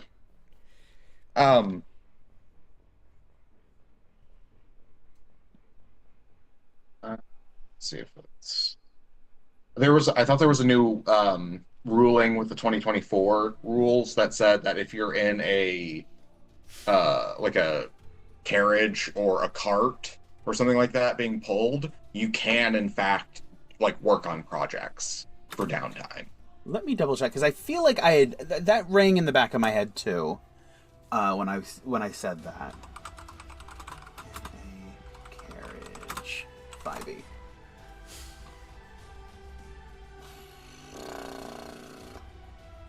Let's see, because I didn't see anything in the. It's so wild to be planning things and not have like a deadline. It's so nice. Like, oh yes, we can take our time. I've missed this. Non-magical items, you need tools, raw material, time. During work days, 8 hours a day, take an item, divide its cost by 10. 5 days, sells for 50 gold.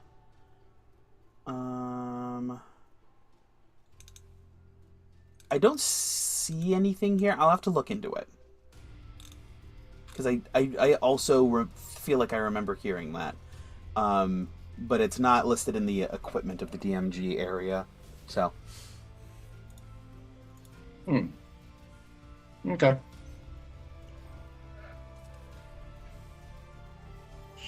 Crafting in a wagon. Okay. So.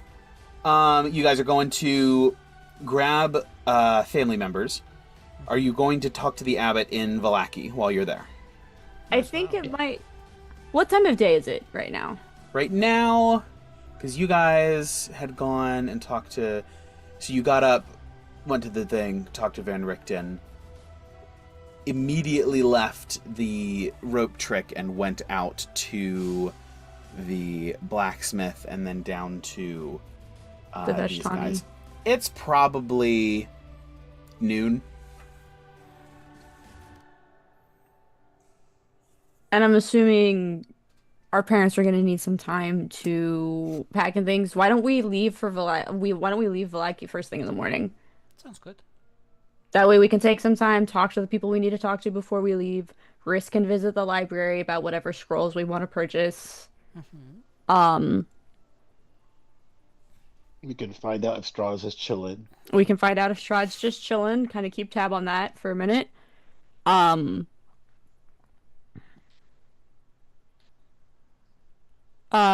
had another thought. It's gone now, though. Catch it. I'm trying.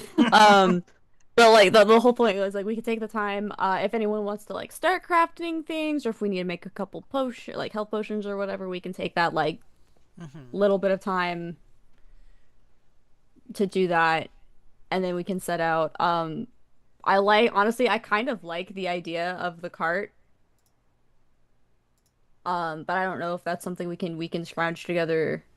But like that might be a next session kind of thing if we figure out if we need a cart or not. Because we only have one mount at the moment. We only have Orion. Orion. Oh, you missed that. You missed that as well. You missed that. Yes. You missed the big cat. Is that what the Yana, Moorbender was? Yes.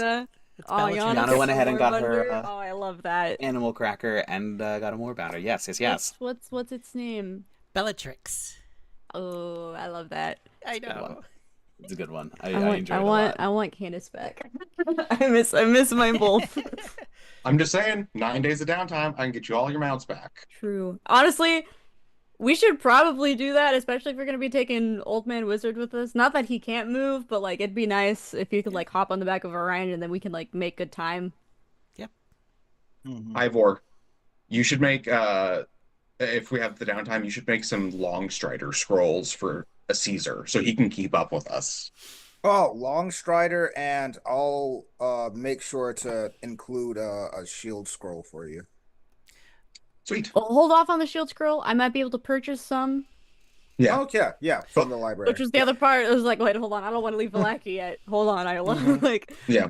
We started all talking about long... scrolls. I was like, well, while they're fresh, let's go to the library. I just had the silliest thought. What if What's we up? have Ivor turn Cesar into a transformer? Do it. Transform him Oh, from a that- gorilla into a A truck. No, a because truck that or a way he keeps the car or Optimus. something. He keeps the Optimus thing going. I said we've already done Optimus Primate. We get Optimus. It's Optimus Primal and Optimus Prime, so perfect. Yeah. He just turns into a carriage. Yeah. Turn him into badass. That would be great. He becomes the chariot. Yes. Manifest destiny, bitches. Can we actually do that? That's amazing. There's no Caesar. That's fantastic. Chariot. That it's such a good Happening. idea, though. It's such a good idea. So many projects, so little downtime. Right. All right, I I'm gonna have mean, to we've make a got list of all like the stuff 3 or that's going 4 on. weeks until the ballista is ready, so we might as well. And we are now in the name of the game where we are just trying to kill time, and we can do that. We haven't had that. We haven't had that in so long. I haven't put a. You guys haven't found a new clock yet. Shut. We don't need a new clock. And no one needs to look for one right now. Yeah, no, we're not looking for a new clock. It's fine. But I like that. I like that plan. Is everyone cool with that plan? Ned has an Absolutely. internal clock. Stop it. Ned is He a clock. does. Bang. You You haven't looked into his eyes lately, have you? got them, Nedro. That's great. All right. Well, with that plan in mind, you guys are. We'll pick back up there next week with you guys potentially speaking with the Vistani about anything that they have to support you in this journey, as well as headed back to Vallaki to prep for a trip back to Barovia and the Keepers of the Fang. With that, we will. I cannot tell you what a gift you have given me. It has been almost a month of real time where I have been like, I don't know where these bitches are going. I don't know what to prep. So not only having a direction for next week, but also this is where we're going. Yeah, I'm we like, have a roadmap. so nice. So spoiled. We set up the roller coaster. I keep thinking about it, and I'm like, Said, here, I don't know DM, what- have your tracks. Here are your Yeah. tracks. Play Yes. them as you will. Ivor's working on the engine. that's it's perfect. Listen, those lift chains, powerful. The size of a football can send it across the flying across the station. All right, but yes, without further ado, I think that will wrap it up for our game this evening.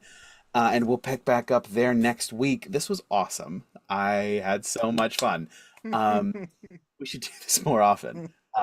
So thank you for everyone who joined us live. Once again, we stream 8 p.m. Eastern, 5 p.m. Pacific, or whatever that is for you, almost every Tuesday on Twitch, YouTube, and Moonbeam, wherever your live streams are sold.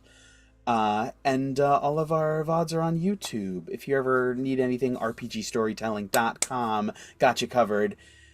And thank you for joining us. Really appreciate it. And always remember, you are the legend at the end of the Dragon's Tale. Good night, everybody.